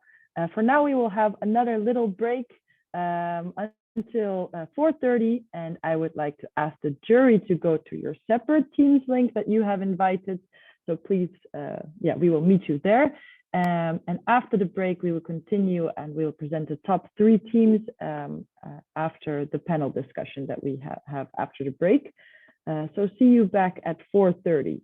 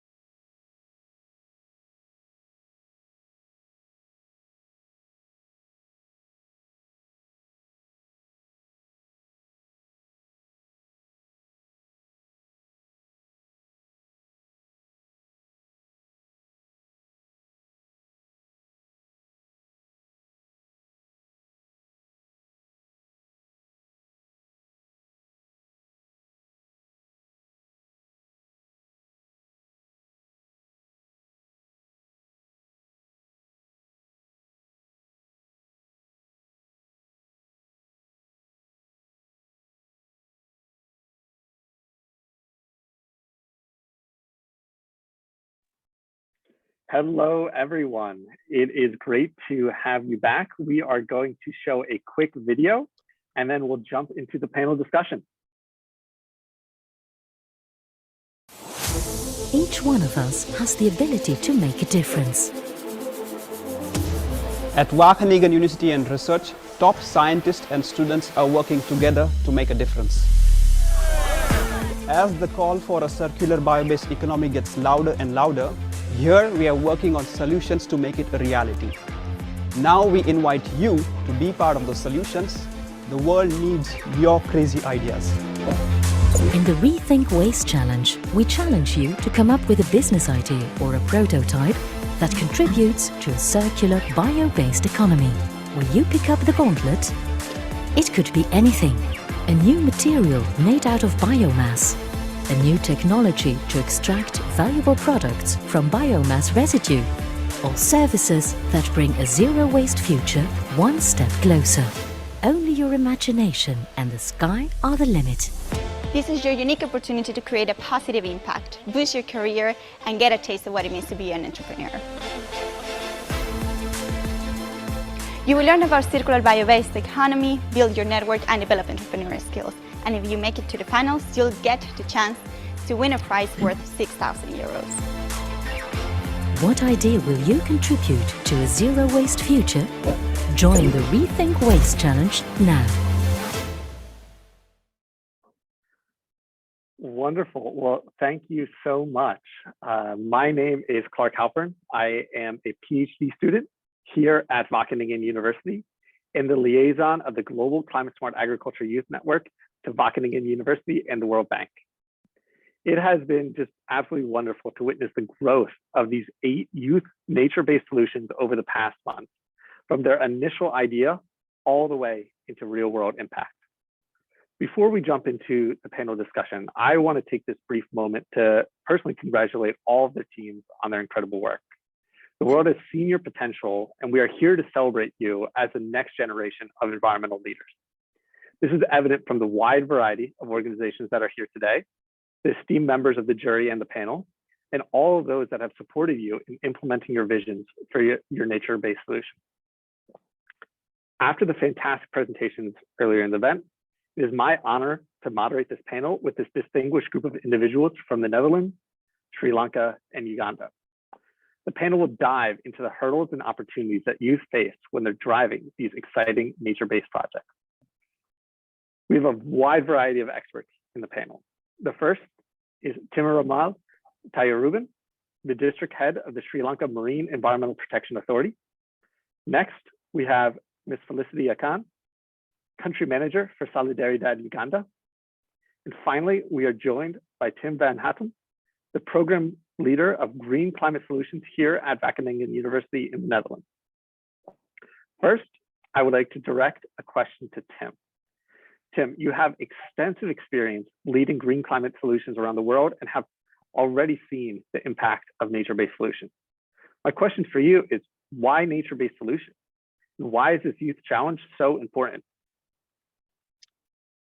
Yeah, thank you very much. Thanks for this important question. I think the most important message is that climate change and loss of biodiversity are the biggest challenges of the 21st century.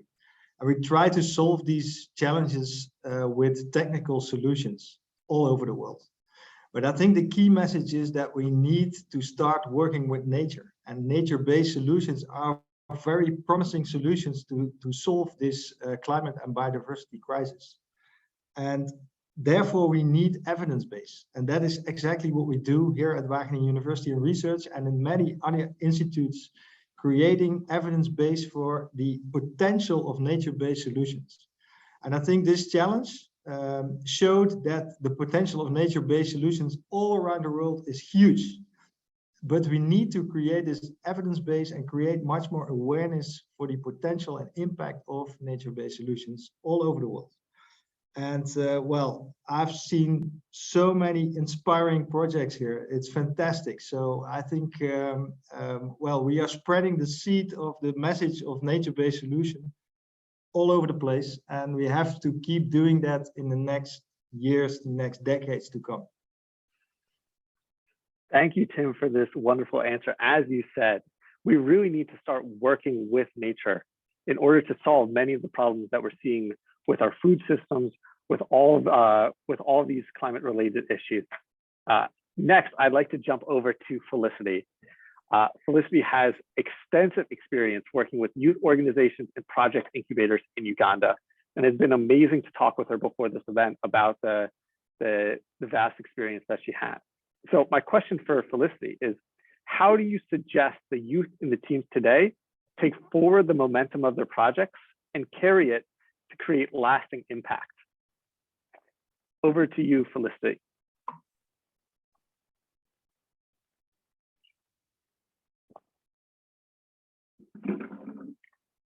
Felicity, I'm not sure if you're unmuted. Sorry. Yes. Yes. Thank you, Clark, for this opportunity. And I must say that I've enjoyed the presentation from the team, the vibe that came with all the team presenting their beautiful projects. As your question goes, I think the youth are our future. And with this, they have all the opportunities. They have all the energy to take whatever it is to improve on their projects. My first suggestion or appeal to the youth is there are various opportunities within your reach. And with this opportunity, you should know how to strategically, plan and discover whatever you're doing. More so a transformative aspect that, goes beyond what you're doing now, the scalability of your work, and also you look at how you can best bring on board other youth on your projects to see that you don't remain with your ideas and you have very good innovation, but also support the other youth around you. The second thing I would say that is accountability. You have been supported by Wageningen. How best have you utilized this this opportunity? One, in space of what you have been presented, and two, taking responsibility of what you're doing and utilizing whatever little resources that you have been given, because one small opportunity calls for another if it is done well. And then also getting opportunity around the crisis of the world that we are now experiencing. Things to do with climate change, things to do with malnutrition, things to do with food insecurity. I'm very happy that most of the team touch on this key crisis.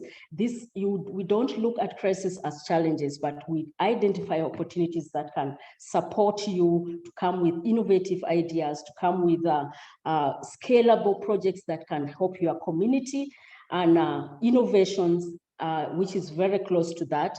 You don't need your ideas to get stalled. Try to research more, try to innovate so that you stay on the trend. And also you need to see collaboration. I'm very, very happy to all the team. They have been mentioning partnership, collaboration with private sector, with government entities. That's the way of sustainability, but also getting experiences, how best you can move forward with all this. But above all, stay tuned with capacity building, learning more to improve on whatever you're doing. Thank you so much. Wow, Felicity, what an amazing answer. Thank you. Thank you. I completely agree. Youth are really our future, and there are so many opportunities that are there, and it's amazing to see how youth are taking advantage of them and how they're driving forward, as you said, to solve the crises of the world, that these are opportunities that youth will have to deal with in the future. And they are really taking full ownership of these problems to solve them. So as you said, it is really inspiring to see how they're scaling their work and being accountable for all of this great action. With that, I'd like to invite the final member of the panel, Mr. Ty Rubin, to come and answer the next question. Ty Rubin, one hurdle that was mentioned by numerous teams is the requirement of monitoring and evaluation to see the actual impact of their nature-based solution over time. So I know from your vast governance and scientific expertise, can you give us some words of advice for the teams in using monitoring and evaluation to promote success in their project? Over to you. Yeah, thank you very much. So first of all, I appreciate young researchers who are done presentations today. So it's so fantastic.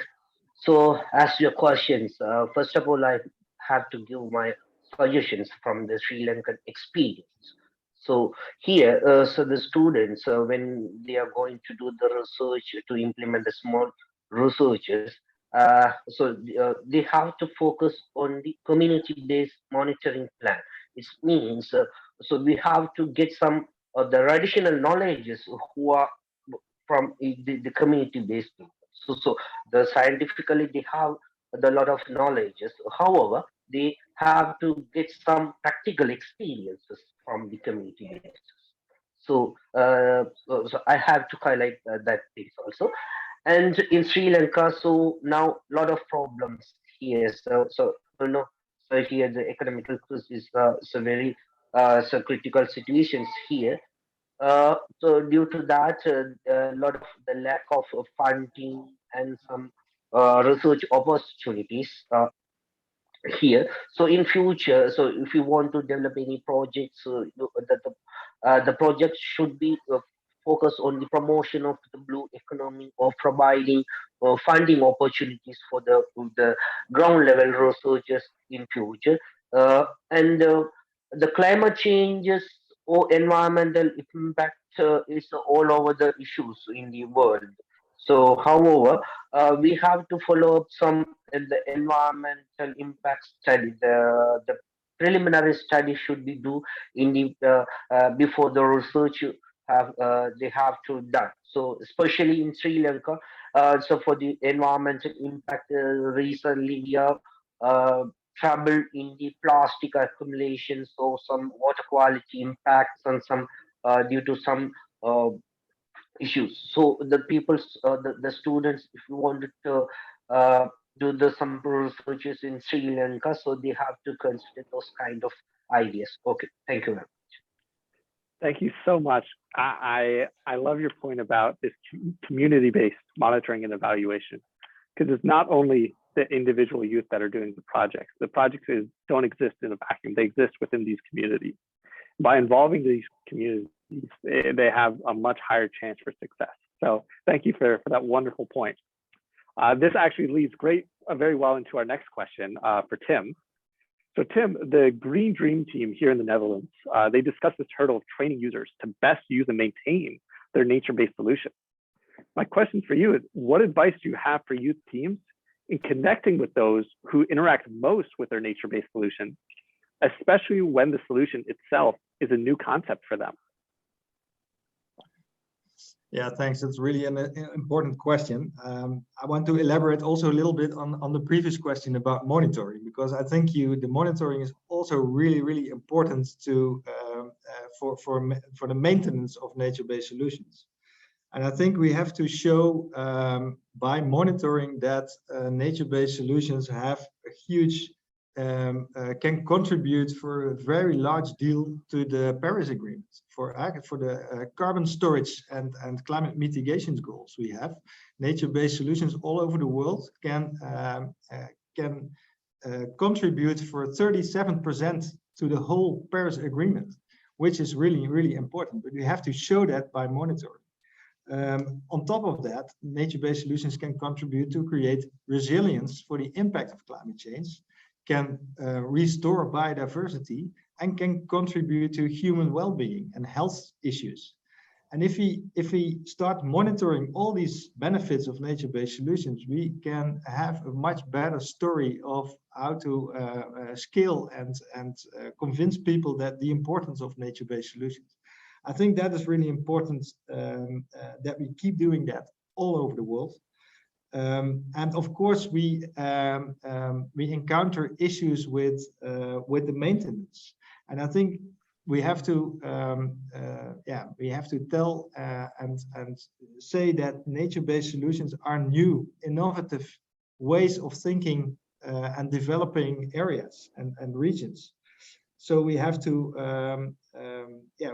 involve people with developing nature-based solutions, with designing nature-based solutions, with the implementation of nature-based solutions, and also with the maintenance of nature-based solutions. We have to involve local communities, stakeholders, governments, and local experts by the whole process of nature-based solutions. And that is really important.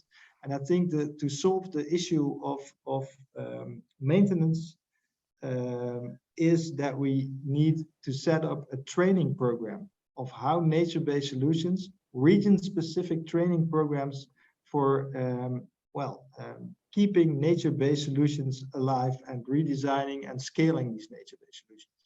I think that's really important. Thank you, Tim. What a great point about really first off, the massive impact that nature-based solutions can have in achieving the Paris Agreement, all of these goals, these massive global goals that we've set. But in the end, these nature-based solutions are a regional project. They are specific to a place, and that we really need to focus on that place to make sure that this nature-based solution can be successful. So that segues perfectly into my next question for Felicity. Felicity, a hurdle mentioned by Team Bees for Hope is about the ability to establish collaboration, particularly in their efforts to scale up their conservation efforts. So from your experience with youth initiatives in Uganda, what advice would you have for them about this ability to establish collaboration? Over to you. Thank you, Clark. For that particular question, I just want to start by saying that in Uganda, we have the youngest population, I think, in the world, over 77%. And this has presented a number of challenges to the youth, lack of jobs, and the mindset of the youth trying to look at white-collar jobs. But I'm happy that the team that presented today are job creators, but not job seekers. So one of the things, and I think I discussed with the team, Bees for Hope, is about proactive networking. How do you select, the partners that you need to work with? For example, you need to see how best can I do, because one of the things they wanted to do is to buffer the park. They sent to the Mabele Agri team, controlling bush burning. This, you can't do it alone because it has certain policies, certain regulations that possibly need decision makers like the government bodies. So without that, you may not go very far with your project because you need this decision maker on board and to support you on how best you can move this. Another thing is looking at what you really want to do. There's a saying that know what you are doing, know your business, be known for that. And when you go out to pitch or tell your potential partner, they exactly know what you are looking for, and they may be interested in what you are looking for. And for this particular reason, they may be interested in you. Most times, youth look at a very quick, outcome of whatever they're doing. And I would say that cultivating collaboration is not a one-day thing. So that comes with patience, that come with a number of discussions and identifying where you really want to move in your collaboration with this and what do you need. And most of the partners always say, what are you bringing on board? What are you bringing to the table? So we are moving away from something to do with free aids, but looking at what are you bringing on board such that I can help you. So with the team here, if you know exactly what you're bringing on board, what change you are trying to see, what innovation you are trying to bring on board to improve whatever a certain stakeholder or organization is doing, that is a very easy way for you to move on. Another thing is specialization. I love the ideas that has been presented. A number of them have a niche. So when you have a niche, you know how best you can specialize.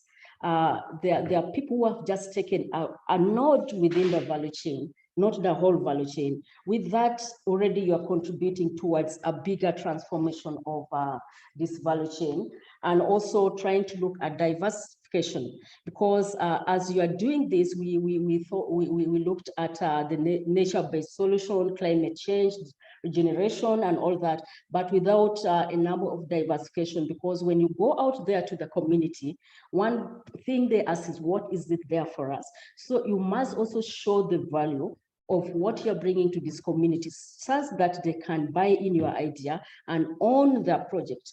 And actually, it should have been a bottom up to try what is the challenge here. You don't need to think for the beneficiaries. When you think for them, it may not be a sustainable venture, but when you co-create together with them, you will have sustainability and scale out of your whatever projects you are doing. And we talked about capacity building in possibly nature-based solutions. Apart from that, I saw a number of teams doing research. There's need for incubation for this youth to get to the bottom of what they're doing. So I love that Wageningen has been an incubator for this team, and I saw how they presented this, and this really shows how powerful incubation is, and also mentorship, because I think each of these teams were attached to a mentor, and with the mentorship, there's power of transformation. There's power of humility, looking at somebody that is trying to be a teacher to you and positively getting the advice or the feedback they're giving you, such that you move, a step further.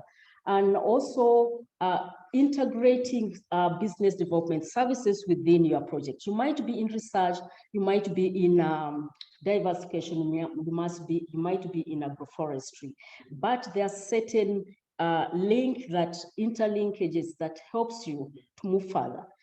Business development services, for example, access to finance, access to training. We have already talked about partnership.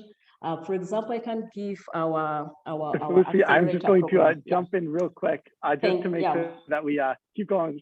I love all the things you're saying, particularly about this idea of proactive networking. Whereas you as youth, to know your worth, and as you approach these communities and these partners, to take this long-term perspective to make sure that your worth is valued and that what you can contribute to them is valued as well.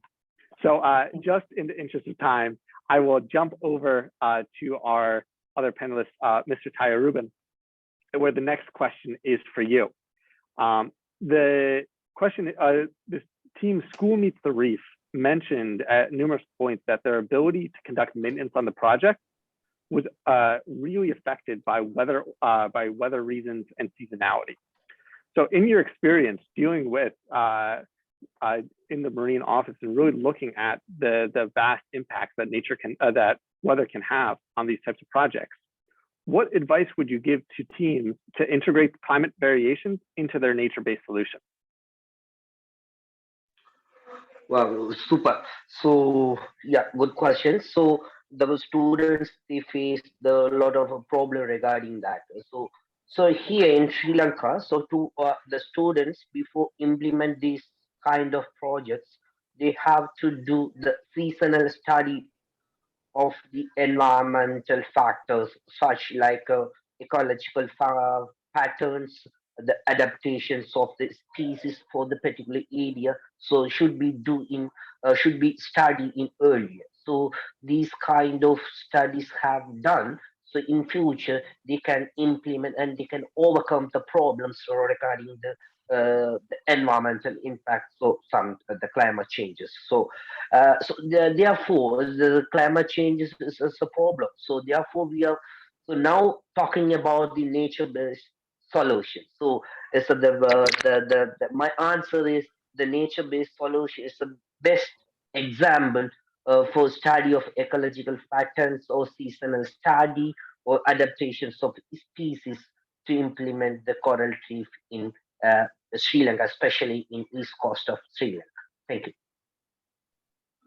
Wonderful. Thank you so much. As you said, that these nature-based solutions, they're, at least for me, they feel like almost built-in experiments where people can really try to understand better the way that these natural cycles happen.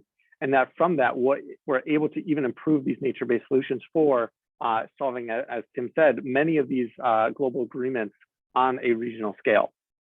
As I'm looking at the time, I know that we had a couple other questions lined up, but I'm going to jump ahead and have a quick lightning round between the three panelists. As we have only 10 minutes left, I'm going to ask for a 2-minute answer from each of you. The first question I'd like to ask, and I'll pass it over to Tim first.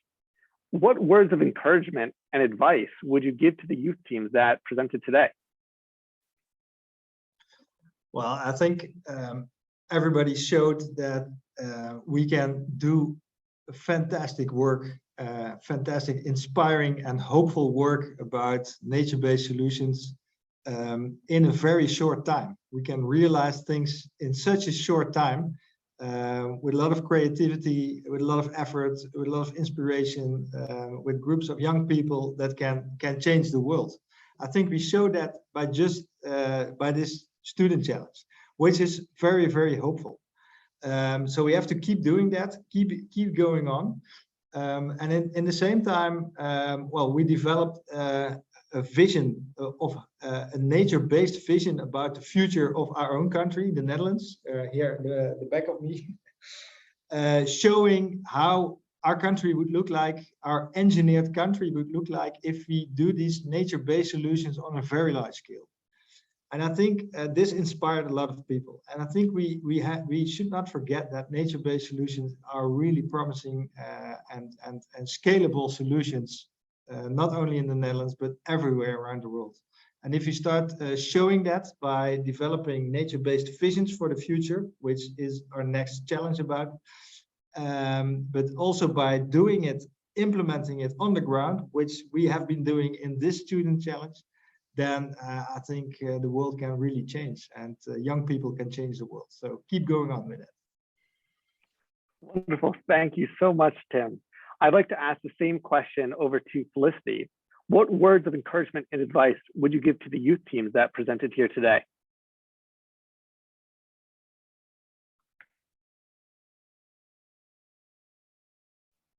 Felicity, I believe you're muted still. Yes, to the team, I just want to say that youth is just a moment in time, so it will come to pass. They need to take this opportunity wholesomely, but more so we need to have mindset change, stay focused. I would want to leave them with a saying from Sam Altman that young people willing to push through so hard until something happens are the most powerful forces in this world. So we need to be courageous. We need to learn from the pain that we get. You know, we need to not give up. And I see the zeal that we have here. And with the topic that you are taking, you can't go wrong because this is the world's most crisis solution that we are trying to look into. And with all the good ideas and the innovations that you have come up with, I see already a bright future. Thank you so much. Wonderful. Thank you, Felicity. And the next, the same question over to Mr. Tyre Rubin. What words of encouragement and advice would you give to the youth teams that presented here today? Yeah, hopefully, the community-based approaches. So in Sri Lanka, so you know, it's a developing country. So when you focus to implement any such kind of projects or the group, the stakeholders group, so we have to focus to community-based approaches to earn the money-based projects. So we have to promote the community-based peoples to earn something. So then they will consider the and they will then we can change the attitude the people to contribute these kind of projects, because the people, they are not well educated. So we have to find those kind of solutions to implement these kind of projects. So thank you. Wonderful. Thank you so much. We have just a very few couple minutes left. And so an even faster lightning round. Back to the panelists. How will you take the energy and momentum from this event back to your work? Over to you, Tim. Well, Thank you. We are studying a lot about nature-based solution and talking a lot about it, but now we see that it's happening, and that gives me a lot of energy, because it really shows that we can very quickly spread the seeds of this inspiring nature-based solutions to all places in every corner of the world. So yeah, it makes me really happy, makes me hopeful. And I think we can spread it even further. So let's go on. Wonderful, thank you, Tim. Over to you, Felicity. How will you take the energy and momentum from this event today back to your work? Thank you, Clark. To me, I feel this is a reality. This is something that needs combined effort, concerted effort from all the stakeholders. So I'll continue creating, synergies with the youth-led businesses, especially, having to identify youth champions that can be, as example to the rest, how best we can support the communities around, especially farmers on nature-based solutions, and not forgetting that this should be taken as a business as well for sustainability, not only for the youth, but also for the smallholder farmers or the community members that these people are working with. Thank you. Wonderful, thank you so much. And last but not least, Mr. Tairuban, the last question for today's panel: how will you take the energy and momentum from this event back to your work? Yeah, definitely. It's a very appreciated work. In Sri Lanka, and especially in the East Coast, so there are few works, few researches are going on. So I have never seen these kind of activities the young researchers have done in the particular, especially in Sri Lanka East Coast. So I appreciate, I welcome to those kind of research groups to implement more kind of research work to protect our environment. And especially I would like to thank the Marine Environmental Protection Authority to welcome these kind of research groups to implement such kind of research work in future. Definitely we will do our best, because the experience, and we can get a lot of advantages from this kind of group. So it's amazing. Okay, thank you. Wonderful, thank you so much, Mr. Tairuban. And I would like to encourage the audience to give a round of virtual applause for the vast amount of insight and expertise that our panelists have given us today. So I really want to just first thank the panel for their inspiring words of advice, and just to repeat this feeling that I've personally gotten throughout this challenge, and especially during the presentations today. The youth here and the youth associated with these types of projects, they are the next generation of environmental leaders, and they are clearly capable of taking on this task. From the point that Tim said about nature-based solutions being able to take on 37% of the Paris Agreement, how they build resilience, how they're solving these global problems, but actually in a regional place. And we've seen from Felicity that youth have so many opportunities, as long as they are true to themselves, know their value, are able to work, create jobs, create these great opportunities from themselves. It is inspiring to see that the work that these students have done. And finally, as Tairuban said, the vast possibilities that these students have in partnering with these organizations, how when they really create these community-based, these community-led monitoring and evaluation, they're creating community ownership for these nature-based solutions. And when we have this type of community ownership, that is when we can really go far with these types of projects. So I am personally very inspired to take home these lessons that we've learned from these projects. And I hope that everyone in the audience feels the same. I'm very proud to be here representing the Global Climate Smart Agriculture Youth Network. We are very proud to be a partner in this challenge. We have worked extensively in the past with Wageningen University in creating these types of youth challenges, and we're inspired to drive this change in youth and partnering with EAS as well. So with that, I would like to wrap up today's panel session. And I believe that Miriam of the Wageningen Institute Challenge is getting ready to take on the final moderating duty to announce the top 3 winners. So with that, I will pass the moderating duties along.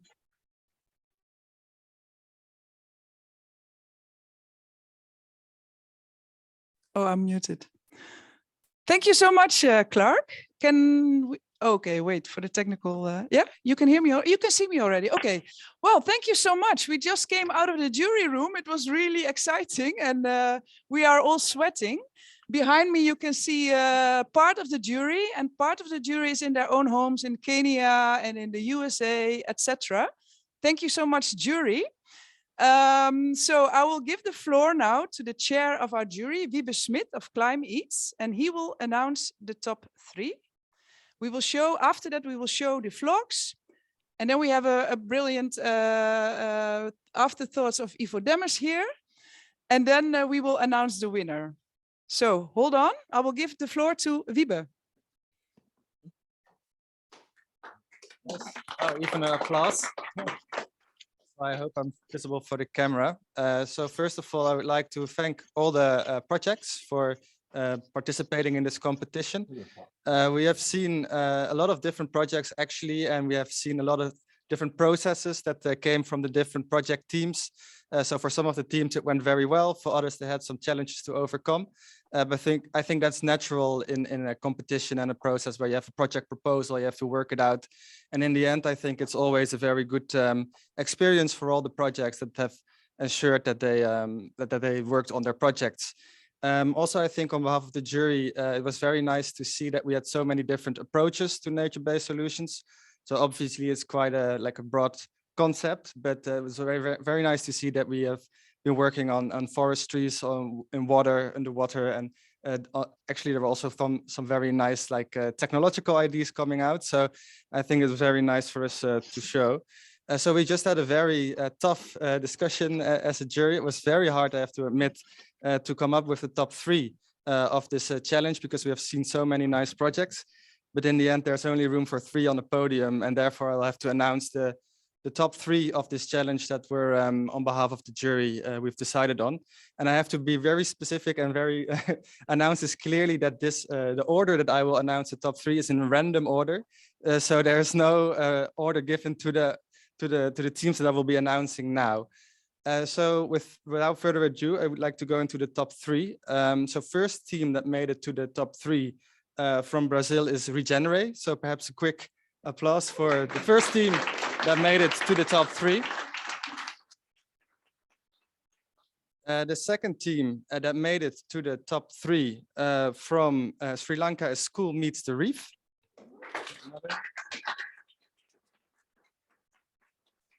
And then the final team that made it to the top 3 are the Bees for Hope from Uganda.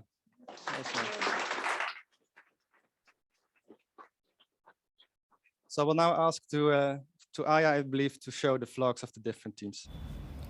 Welcome to Mount Elgin National Park, the project implementation area for Bees for Hope.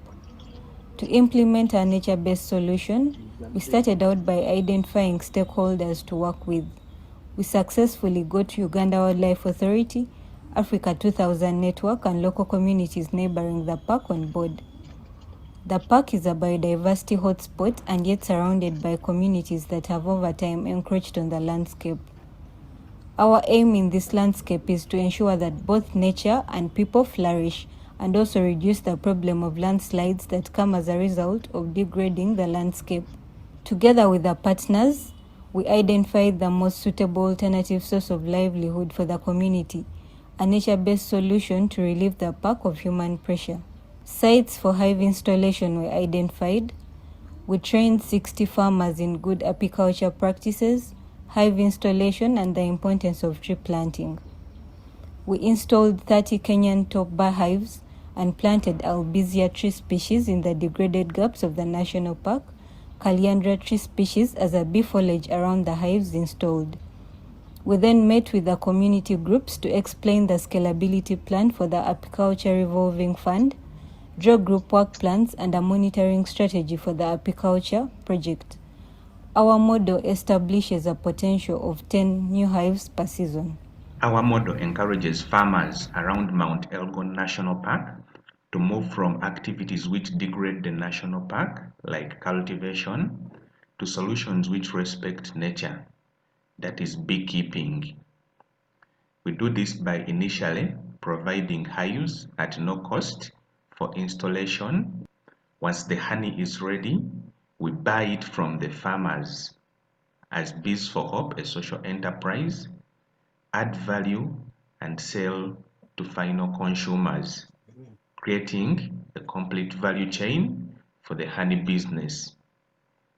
When farmers are able to earn an income and have an alternative source of livelihood, it reduces their despair and encroachment on the park, helping in restoring the landscape and reducing the problem of landslides. This way, we are able to create a community where both people and nature thrive. We are currently writing grants and looking out for potential partners that will help us in mentorship, but also get seed funding to officially establish Bees for Hope as a social enterprise.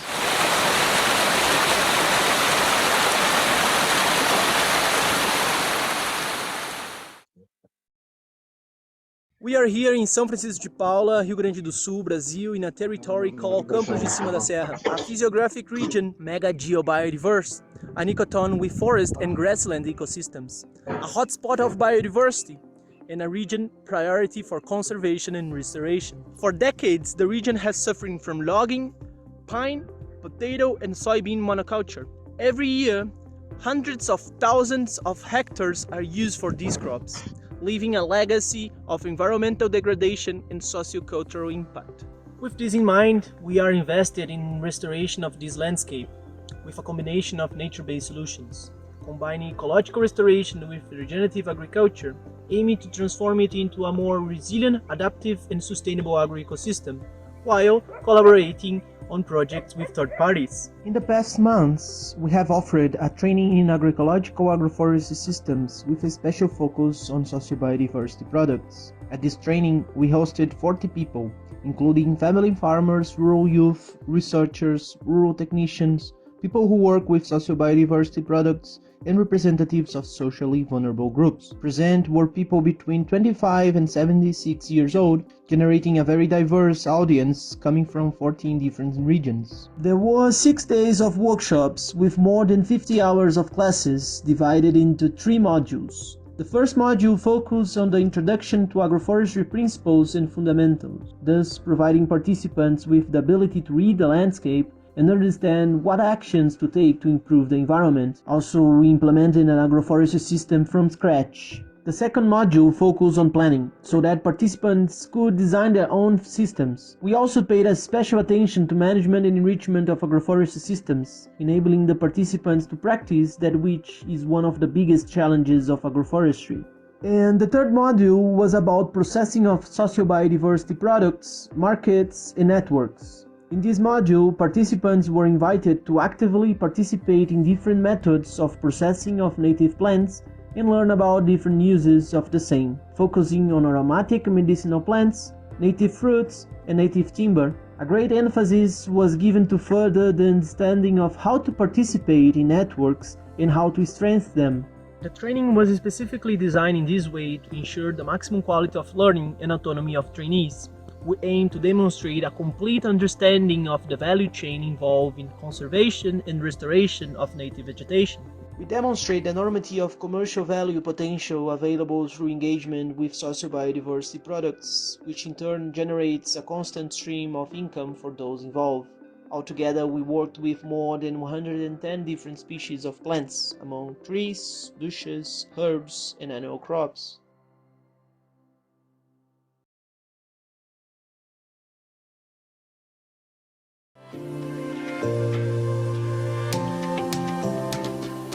Coral reefs on the east coast of Sri Lanka is considered as one of the most resilient reefs that we have.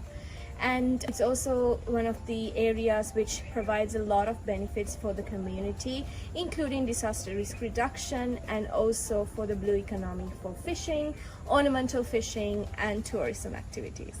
Therefore, School Meets the Reef team, we decided that rehabilitating the coral reefs, which has been depleted by fishing activities, bleaching and other anthropogenic stressors, should be maintained and restored. So first of all, what we did was a baseline study. The team assessed the levels of salinity and other parameters to see the feasibility of putting forward these coral nurseries. Then we started building the coral reef balls using recycled concrete and a nursery using iron rods. On the 27th to 29th of July, we started to go into the site to deploy these reef balls.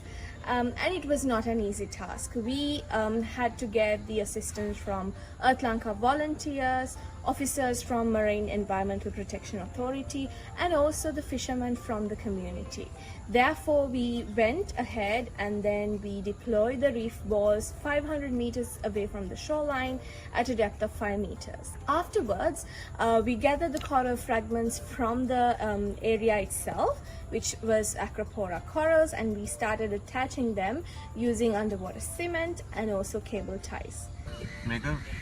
Special underwater cement එකක් මේක අපි use කරන්නේ coral ටික attach කරගන්න reef ball එකට. මේක සාමාන්‍යයෙන් අපි reef ball එක අලවලා විනාඩි 20ක් විතර ගියපුවාම fully tied වෙනවා. We were also very fortunate to do a monitoring session 1 month after the outplanting, and it was amazing to see that the corals have grown by about 1 to 2 millimeters with purple color tips. So I will take you through some of the key achievements of our project. So through the school program, what we tried was to train school children as change makers and also to spread the word on the importance of nature-based solutions in coastal conservation. The important thing about our project is that it's not just owned by one group, it's more of a shared responsibility. And also we pass down the responsibility, especially to the youth in the area. So in that way, it will make it more sustainable. And talking about the ability to replicate, this model can be easily replicated.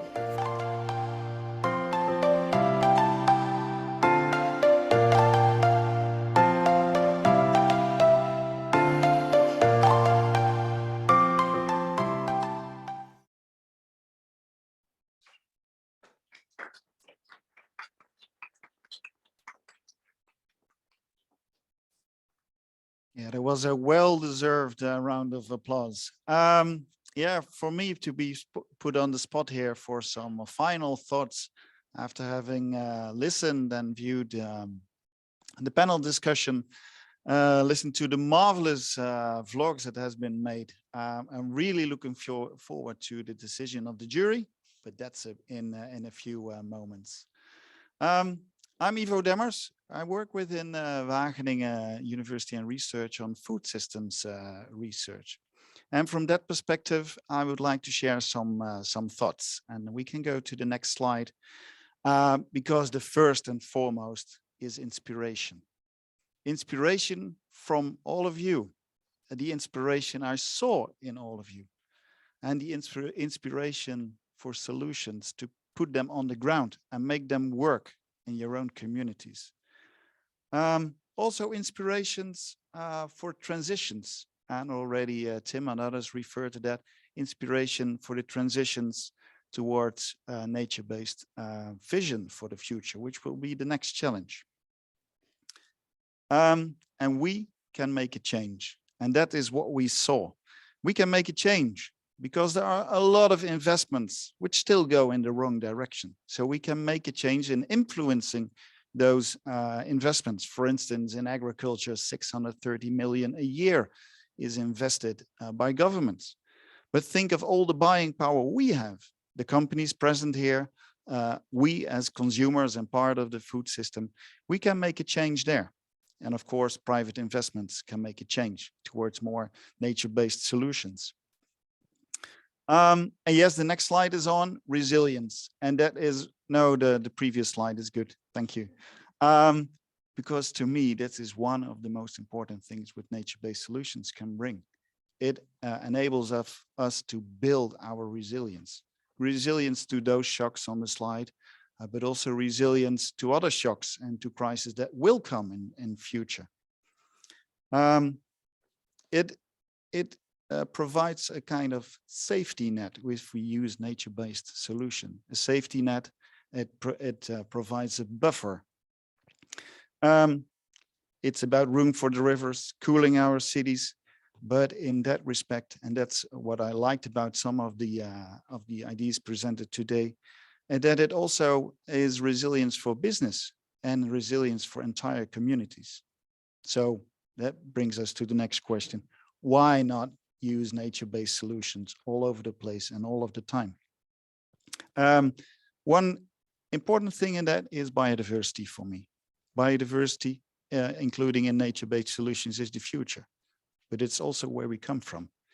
As we all are the combination of several sets of genes, we are a product of biodiversity, and that's a nature-based solution in itself. So think about that. Think about that in what we need, and that's the next slide. And that's about connecting. We saw some very, very nice examples today.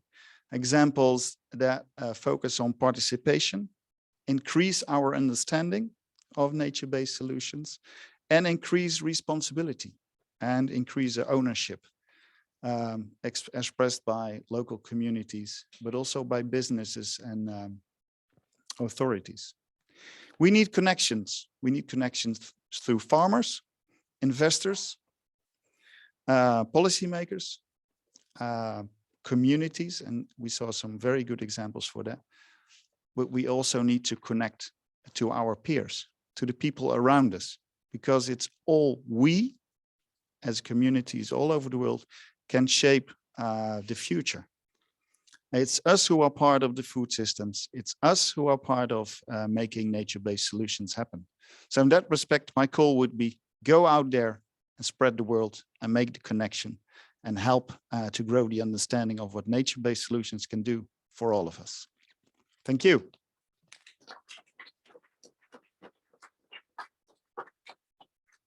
And I believe I can give the word to you, Wiebe. Thank you very much, Ivo. I still have to get used a little bit to standing with my back to the audience here in person, but I will direct myself to the camera as well. So some very nice and inspiring words from Ivo Demmers, indeed, some very key concepts, and I think you mentioned in inspiration, biodiversity, connectivity, and working together with different stakeholder groups is extremely relevant. And I think that if I work towards the winner of this competition, I think we saw all of those aspects coming back in their project proposal and implementation in the end as well. So I know it's a little bit of a cliche, but I think in a sense we are all winners, right? We have all been participating in this challenge, and I've seen a lot of nice outcomes from different projects. Very nice, interesting ideas also coming from the different teams. So having said that, I think we just go to the key point of today, and we have to announce the winner of the Nature-Based Solutions Challenge 2022. So before I go to the announcement, I would like to have a nice drum roll in the audience, please. So the winners of this year's Nature-Based Solutions Challenge is the School Meets the Reef from Sri Lanka. And I believe we have someone from the team in the audience. And I believe we also have a prize that we can hand out. So on behalf of the jury, I would like to, I will show it to the camera as well, to hand over this prize to the team from Sri Lanka. Very well done. We were very impressed with the concept, with the implementation, and already the initial results that you showed in the vlog. So congratulations on winning the challenge. Yes.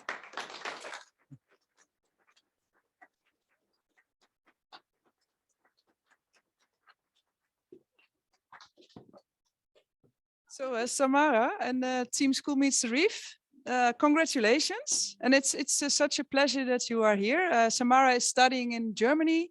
She took the train this morning and yeah, she's here. So that's really also very nice, yeah, to do it in person. And so I want to invite all the audience also to talk to her, congratulate her later. But that will be later. there is one more slide. What's next? Because yeah, we've been working so hard. And I want to thank all the partners. There are Arcades, I see Arcades here, Witveen and Bos. I see people that really supported this idea of having a challenge and have trust in all the teams, give them money and let them work on their ideals. And so what will happen next is that the winning team, I think it's important to say that the prize is everybody wins because you already got the funding to do your projects. So this is more or less a lot of honor that you win the Nature-Based Solutions Challenge, and you get exposure at the Action Hub in the at the COP27 in, well, Sharm El Sheikh. I think I see Aya there in from IAS Morocco, and well, I think I didn't pronounce it well, but in Egypt. That's easier to. And we have a side event there entitled Youth Initiatives in Nature-Based Solutions. It's on the 10th of November, and we will include all teams actually, but we will highlight the School Meets the Reef. Then the next announcement that I want to make is also applicable to all the teams.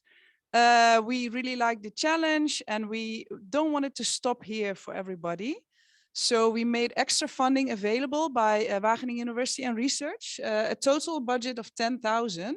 So after this finals, in this week, I will reach out to all of the teams and tell you how you can apply for part of this, this funding, because we really want you to continue with the work that you are doing. So yeah, and then we have another challenge. Of course, I work for Worst Student Challenges. There will be the Rethink Waste Challenge that you saw in the break. There are flyers here, and maybe somebody can put in the chat a link to the Rethink Waste Challenge that starts in January 2023. But the next Nature-Based Future Challenge will start in November 2023. So I want to invite partners, I want to invite students to think of joining us.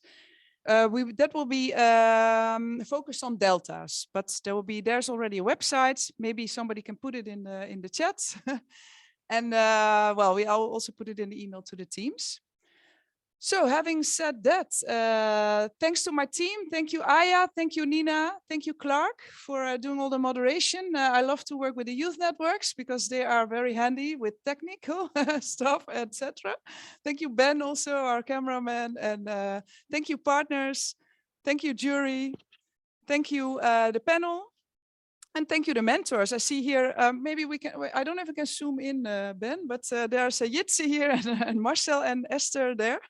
So we have 3 mentors here present. And yeah, I think this is the end. I don't want it to stop, but we will be in touch.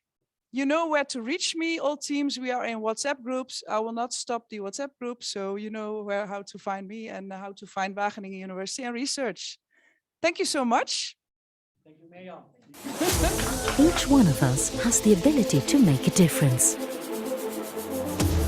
At Wageningen University and Research, top scientists and students are working together to make a difference.